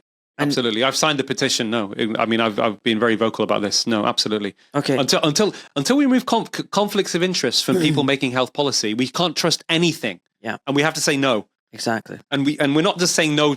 We're saying that unless you sort your conflicts of interest out, we can't trust anything you say. Because whatever you thought of the WHO in 2013, 10 years on, mate, 11 years on. Oh, no. They're far worse. Oh, absolutely. Yeah. So Julie says, could you ask him, my partner has had stents, no heart attack, but had 2 big blockages with the statins. So with the statins, will the statins make a difference? I think we've covered that. Yeah, we have. So just to break it down, absolute benefit if you've had a stent over 5 years, you can look it up in my book. 1 in 83 preventing and delaying death for mortality benefit. 1 in 39 have a benefit in preventing non-fatal further heart attack over a 5-year period. Okay. Eliza, I saw Aseem speak in London in 2022 at the big pharma hijacked evidence-based medicine uncovering COVID vaccine data. He was excellent. We could not have had a better, more qualified person speaking out. Well, it's not a question, but try and read questions. It's a nice thing for you to hear. Yeah, thanks. Nice to get a compliment for a change. Michael, Dr. Maholtra, firstly, I want to thank you for all you have done in the past few years. I've been looking after one of your patients in my trade union capacity. She was successful in getting ill health retirement after being coerced into taking the COVID jab, as she will never work again due to multiple health problems. I'm asking you if you would be willing to join forces with solicitors like Stephen Jackson or others and other medical experts like Hart, etc., in order to bring a class action case to gain justice for some of the many victims of this injection. Potentially, yes. I know these guys, but potentially, yes, absolutely. Great. Bobby, is he aware of the string-like structures in the vaccines? Can you briefly discuss this? So Dr. Joseph Lee is an eye surgeon in California. He's got a theory called the string theory about how we're getting these clots. Have you heard of it? And the antibodies?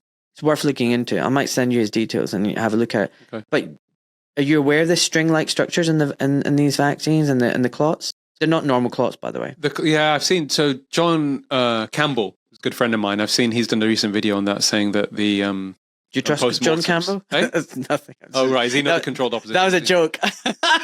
He's a solid guy. Is he? Lovely, lovely man. Honestly. All right. Okay. All right. Carry on with the string thing. Yeah, looks very bizarre, very odd. Listen, there's a lot of uncertainty. This is the other issue. We're not even allowed to study it. Yeah, well, We're not even allowed to look into it. Ahmed, the problem is, unless we get this acknowledgement from the establishment there's a problem, i.e. pause, let's stop, we can't develop resources into actually looking to all these things to try and understand it better. That's a problem, you know? Yeah. All right, Bobby, again, how does he envision the future for humanity and the world? There's light at the end of the tunnel. As Einstein said, with every crisis is opportunity. We have to bring out the best in all of us, mate, to be honest. Yeah. And that comes also from a place of compassion and spirituality and being the best version of ourselves, right? And being courageous and standing up. That's what we all need to do. So Dut says, so now you know what's happening and the evidence is abundantly clear. When will you report what's happening as a crime to the Met Police and start demanding accountability? I mean, I don't know whether that's my job to do that, to be honest. And I don't know what the police can do. I mean, I've worked with a former detective. You may know Mark Sexton? Yeah. So he's been in touch with me for a while. And in fact, he used me as a witness statement. He's already been to the police. So you've done that as a witness statement already? Well, he's used my name, yeah. He's used my name. Absolutely. And also, Ahmed, to be honest with you, so what? I'm going to a higher level. It has to go to a higher level. The police, the judiciary, the police, the doctors are also indoctrinated. They're not going to investigate something if they've already got a particular idea that everything's fine. So, for me, my best way of getting this out there, and we're not just exposing the issue of the vaccine, we're exposing the unscientific, unjust laws that allowed this to happen in the first place, is through making that injustice visible. And that's through dissemination of the truth, through every mechanism, through this podcast, through mainstream media, whatever, hijack the BBC, whatever, 24 million views or whatever else, through dialogue, through speaking to people in Parliament. I've spoken to 2 former government ministers, who I won't name to put their confidentiality, who know there's a problem, who said it'll collapse the government. It's just disseminating that information to as many people as possible. I don't think that it's going to get anywhere. Personally, I as in, it's worth doing. I'm glad that Mark has done what he had to do to report this to the police with my consent, right? But we have to try everything we can. So, but that alone isn't going to do anything, Ahmed. So, I mean, what I would say to Dut, with that question. And by the way, I'm also working in legal cases. I'm a witness in a case in Finland. I'm a key witness in South Africa. They're taking on the government of South Africa, saying that the administration of this vaccine was unlawful. That's when I went there. I'm a key witness in that case. My evidence is all that. That's against the government of South Africa. If they win that, sets massive precedent across the world.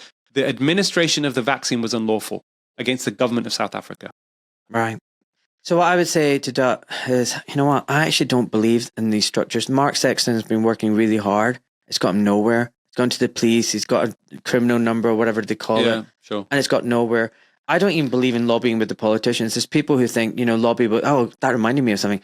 Man, I'm not impressed. Your Twitter handle, Samantha Cameron, why the hell would you put that up there like, shaking hands with her? All these politicians are scum. Like, why would you put that up on your Twitter? Nobody's scum, man. Everybody. I think some people are scum. No, but I'm not that judgmental. I don't know. That was actually to do with my sugar work. So that goes back many, many years. I was invited to 10 Downing Street twice. And actually, say don't talk to politicians. It's because of those conversations and putting pressure on them. Use of the media simultaneously is how we actually got the sugary drinks tax in.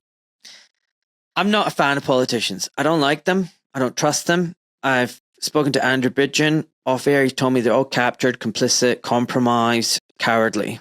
And I don't think they're going to save us. So investing energy in lobbying them and writing letters to them, I think makes absolutely no fracking difference. But you know what? Everyone to themselves. No, sure. I mean, the only thing is, I would say, and I get where that sentiment comes from. If you want, we have to change the law, right? This is a revolution. You think about all of the great things that have happened from a revolution perspective, whether it was abolition of slavery, whether it was women's right to vote, right? Whether it was getting the British Raj out of India, right? These were ultimately underpinned by regulations and law.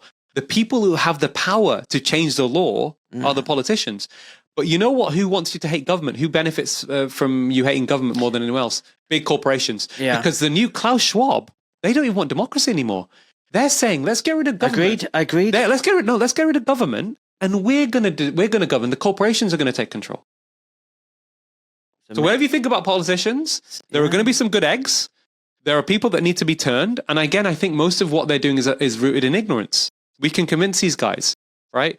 But we've got a culture. Maybe I'm being controlled indirectly by trying to smash the structures so that the evil bastards can bring in their own bullshit because they think, great. I mean, I have to be careful. I have to be careful. I understand where you're coming from, but then at least let's then try and offer some solutions that are better. And at the moment, I think that's the best way forward. All right, Daniel Prince. I'm sure it's Daniel Prince. I mean, the only first names come up in this, but I can tell from the question it's Daniel Prince. He was on my podcast. It's going to come out in a few weeks' time, if not a few days.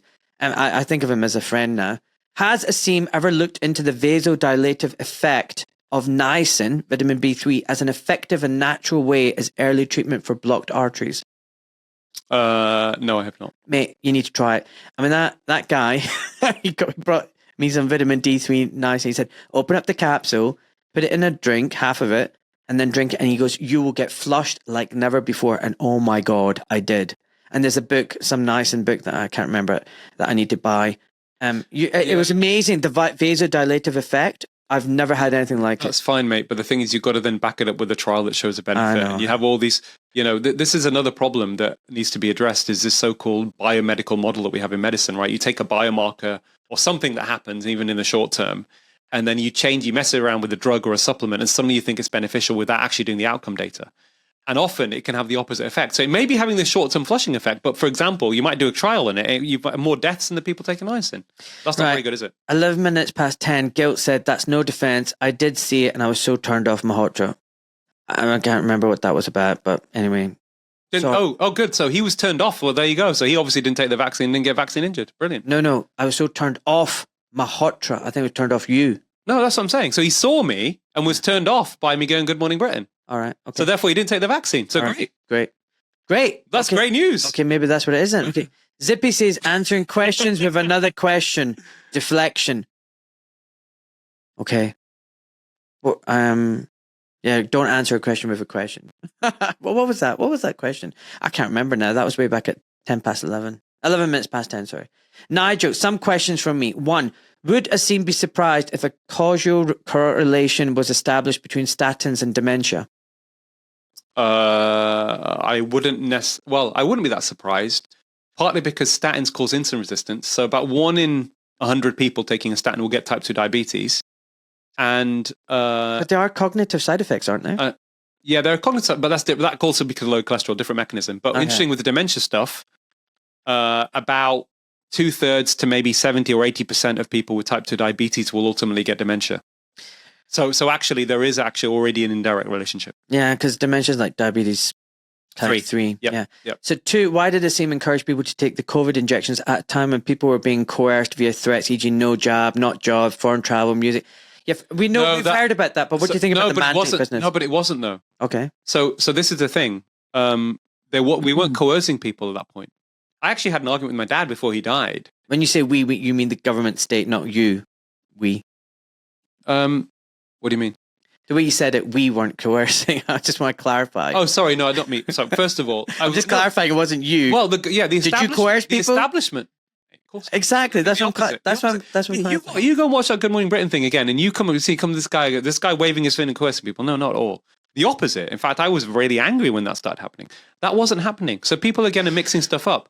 When I talked about, in fact, Ahmad, listen. I was the lead campaigner in getting the vaccine mandate overturned for NHS staff. I had people crying. People said that they say that I helped save their job. Fine, it's not about me, but I'm just saying that for me was over the line. And as soon as it started, I'm saying, I think you misunderstood. I said, don't say when we were coercing, like you weren't coercing. Don't you say that like that. I never did that. Never. That's what I'm saying. Don't say like that. Also, no, but the question was, why was it? But that people have to go back. February 2021, there was no mention of mandates. Or even that happened actually what happened? That happened several months later. That's why I got shocked. There's a historical context here. Vioxx was an anti-inflammatory drug marketed by Merck, 1999, ended up paying a fine of almost $1 billion in 2011 because they hid data on it causing heart attack, strokes, death. 2 to 4-fold increased risk. Probably killed 60,000 Americans. They knew when it was being rolled out it was going to do this. But wait for it. When the FDA wrote to them saying that there's a cardiovascular risk now and you need to put a black box warning on your packaging, what did Merck do? They doubled down on their marketing. They ignored it.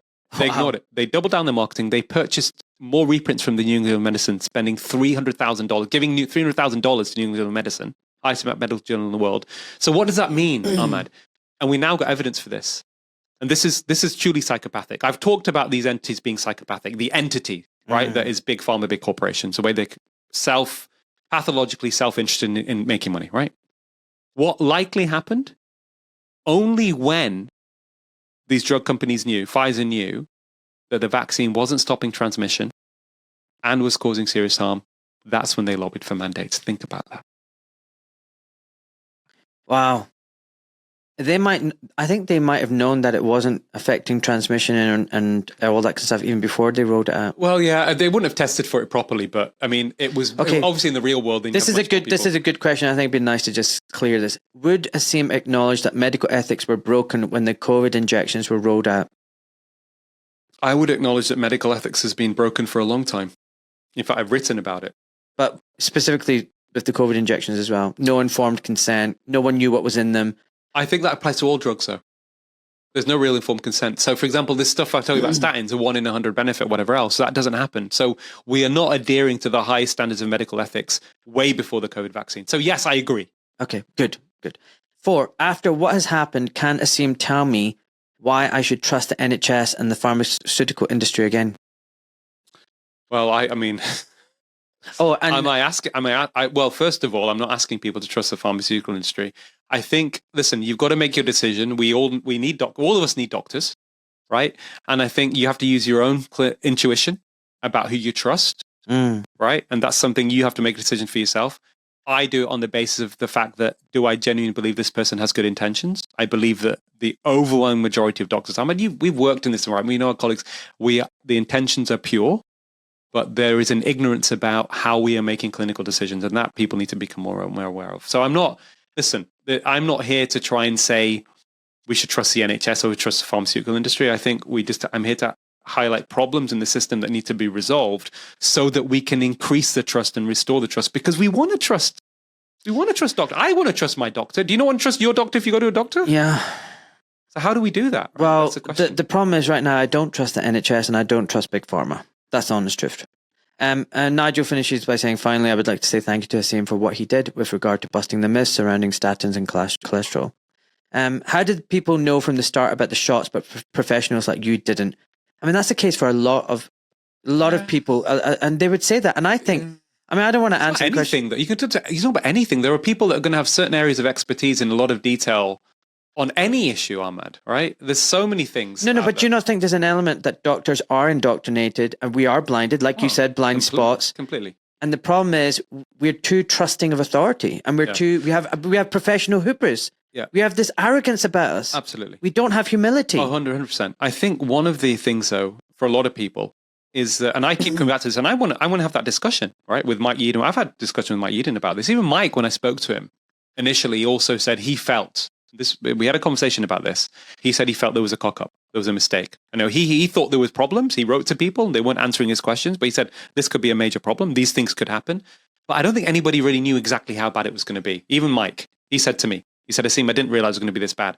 So we didn't have granular information. So you can say, okay, I trust people trusted their intuition. They thought something was wrong. I'm being coerced into this.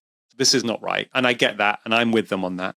But we still didn't know. And I want to wait. Like, for example, one of my colleagues, very smart guy, cardiologist, he told me, I've seen some potential issues with the trial. I'm going to wait and see. Right. And that's very reasonable. But nobody really knew, Ahmad, at the beginning, precisely, this is going to be the harm. This is going to be the benefit. Now, if you look at the raw data, maybe we'll be able to decipher that within Pfizer's trial. But even within Pfizer's organization, I think they were willfully blind. They're just focused on how do we maximize money.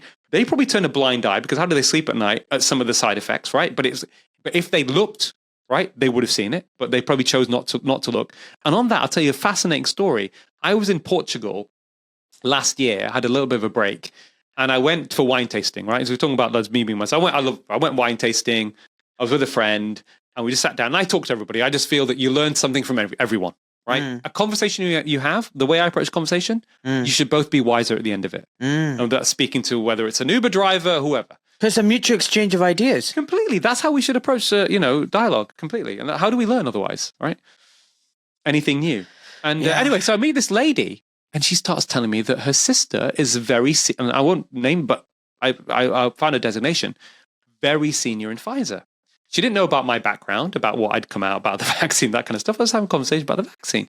She said, it's really interesting. She said, my sister had the vaccine, very senior in Pfizer, but couldn't convince her own parents to have it. And they had arguments. She was trying to get her own parents to take it. So she was completely clearly indoctrinated into the vaccine itself and very senior in Pfizer. So who knew what, when? We will, at the moment, we don't know. Eventually, it will probably come out. 100%. And how much they knew at the time, Ahmed, as well, is probably, there are going to be little bits here from this scientist here knew this knew, and nobody put the whole picture together in a mindset of fear, that everybody was under the fear of the exaggerated fear of the pandemic, even the Chinese government. I met somebody, right? It was actually a girl I went on a date with, okay? I can't remember, about 18 months ago. Who was basically linked to the Chinese, like very senior members of the Chinese Communist Party, right? There was her. There was a Chinese broadcast journalist I also spoke to. I said, why are people going mental in China around Omicron? They're wearing hazmat suits again. She said, Aseem, you've got to understand, people in China still think COVID is like Ebola, touch it and you die. Even people in government got scared. Everybody got scared about it. It was almost like... this feeds into Mark Changizi's theory, where it's the system and the structure and it's an animal. Can I be honest with you? I get worried when people pin their flag to one mast, where they go, oh, there's no virus, or there's no novel virus, or viruses don't exist, or there's, 5G is going to do, everything's just one simple thing that they can explain everything. I think it's multifactorial. I think there's an element of the system and the structures. I think there's an element of a small cabal of evil people. I think there's an element of stupid people and professional hubris and arrogance. I think there's an element of fear. I think there's lots of things coming together. Absolutely. And to say it's just one thing, everything is on this, and ignore everything else is wrong. It's everything. And we also need to have with our own... But there are evil people. There are evil people who wanted this to happen and wanted to profit from it. Yeah. There's definitely people who wanted to profit from it. And I think, I've said, Pierre Corey said this, and I think the cover-up is worse than the crime in many ways. Even if we say there was a mistake, and I think there was. I think there were mistakes, but there was criminal intent as well. The fact, legal intent, though. People don't understand that the law itself is unjust and in fact criminal, if people look at it. The way that farmers, because if you think about it, how are they allowed to? These are organizations that have committed fines that have been of billions of dollars over the years. It's years ago, but decades ago, changes were being made in the laws to allow this to happen. Exactly. Like the emergency use authorization, all of this stuff. What I'm trying to say is it's called corporate capitalism. Ahmad, that's what it is. Corporatocracy. That's the evil of the excesses of corporate capitalism. Milton Friedman, just to give people an idea, who was behind the expansion of this neoliberal economic idea of free markets, deregulation, right? And he got Nobel Prize, and he was Ronald Reagan's chief advisor. He said, paraphrasing, essentially, it is immoral. Wait, listen to this carefully. It is immoral for big corporations to put people ahead of profits. Who said that? Milton Friedman, the Nobel Prize-winning economist who is the brainchild behind our current economic system. Well, we're not listening to that anymore. So this is how we've got to where we are right now. All right. Listen, I don't know this. So this is what I mean, how ignorant I am. Does Aseem regret his tweet about Bob the Builder? What tweet? I have no idea. What was that tweet about Bob the Builder? They quote tweeted me? I don't know. Just it does Aseem regret his tweet about Bob the Builder. Maybe Bob the Builder might be more intelligent than him after all, because he saw through con job immediately. Bob the Builder? What was that tweet? I don't know. I have no idea. All right. Okay, fine. Okay. But listen, on tweets, let's just talk about that, right? We make people... Someone says, Michael says, I would suggest that you read Turtles All the Way Down, Dr. Maholtra, and I would agree.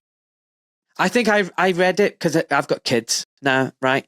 And my wife and I were really worried about them having any more. And we said, we need to do a deep dive and look into this. And we read Turtles All the Way Down. Mate, I'm telling you right now, it's just one book. One book. This is the book that will change your life. You need to read Turtles All the Way Down. I'll read it. Okay, and then there's some more, I think. I'm trying to find a question.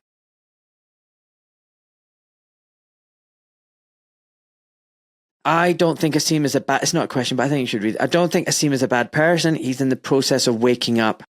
Some people take longer than others. About the vaccines? It just says about... Or about Big Pharma?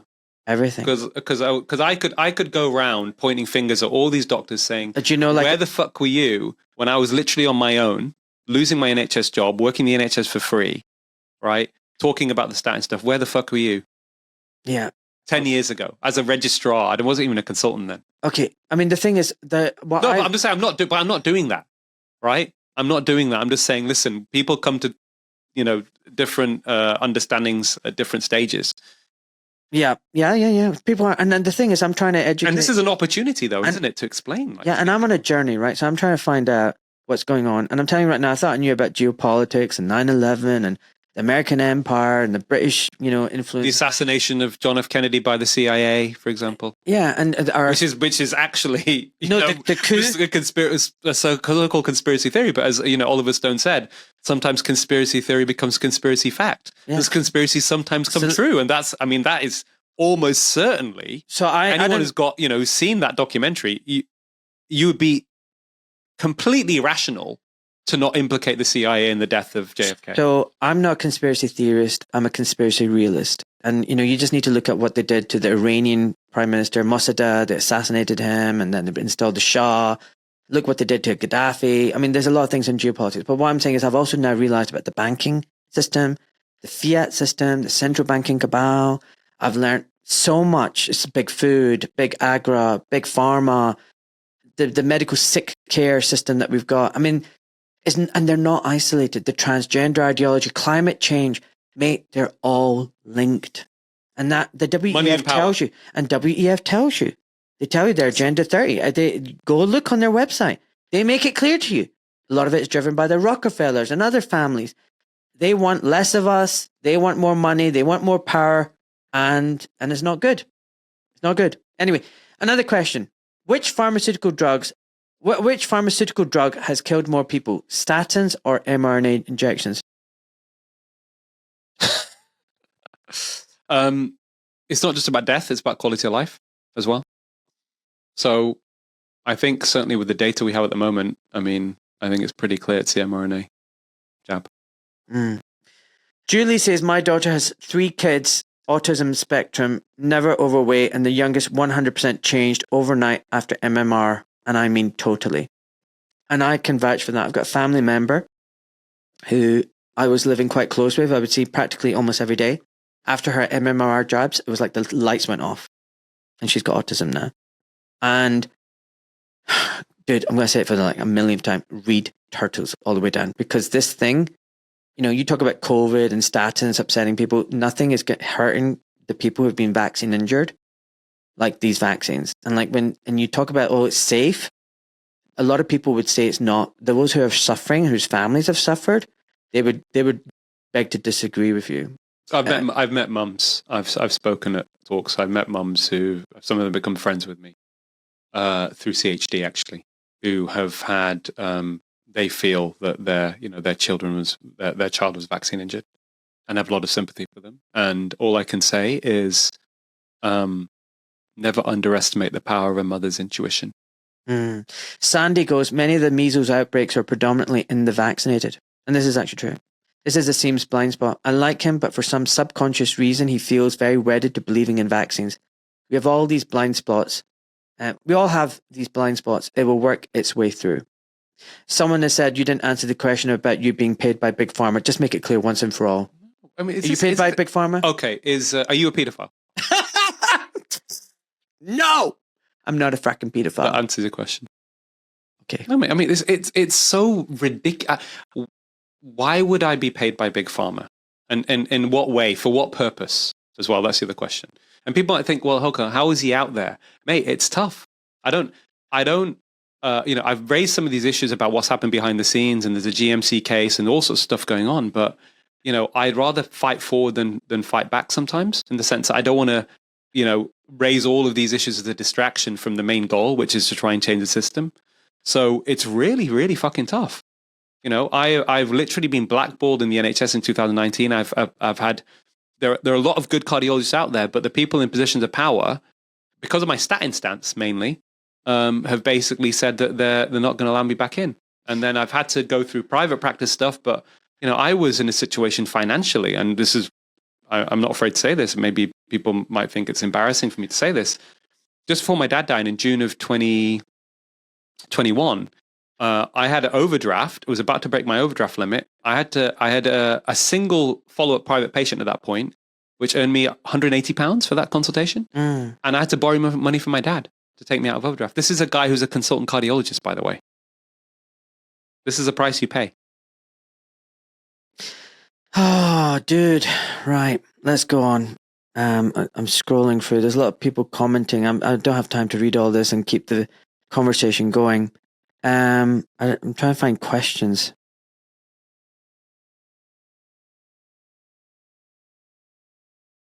Medical ethics was totally ignored by COVID vaccines. I know you're looking at the clock because you need to leave soon. Right, listen, tell me, while I'm looking for the questions, what's going on with you and the GMC? So, in the summer of last year, because people say that. How come he's not suspended by the GMC? How come he's not investigated? Right, are you getting a clean pass? This is what I'm asking. Tell me. Please tell me. Well, I think part of the reason as well, Ahmed, is... Well, at the moment, there's a case being brought. This has never happened in the history of British medicine. Imagine that. 6 anonymous doctors taking the GMC, suing the GMC for not investigating me. The GMC put out a statement in at the end of, beginning of last year, saying that although they disagree with me, that I've got a right to free speech, and by the time Aseem spoke, the vaccine rollout was that, blah, blah. And therefore, they didn't feel that my fitness to practice was being brought into question. They're then getting sued by this group of doctors. So that case is still ongoing, which means I'm effectively on trial. I was already on trial, by the way, in 2013, where my career could have been completely destroyed when I called out the most lucrative drug in the history of medicine, which is $1 trillion industry, statins, as essentially not being that effective and having big side effects issue. So I was on trial then as a registrar.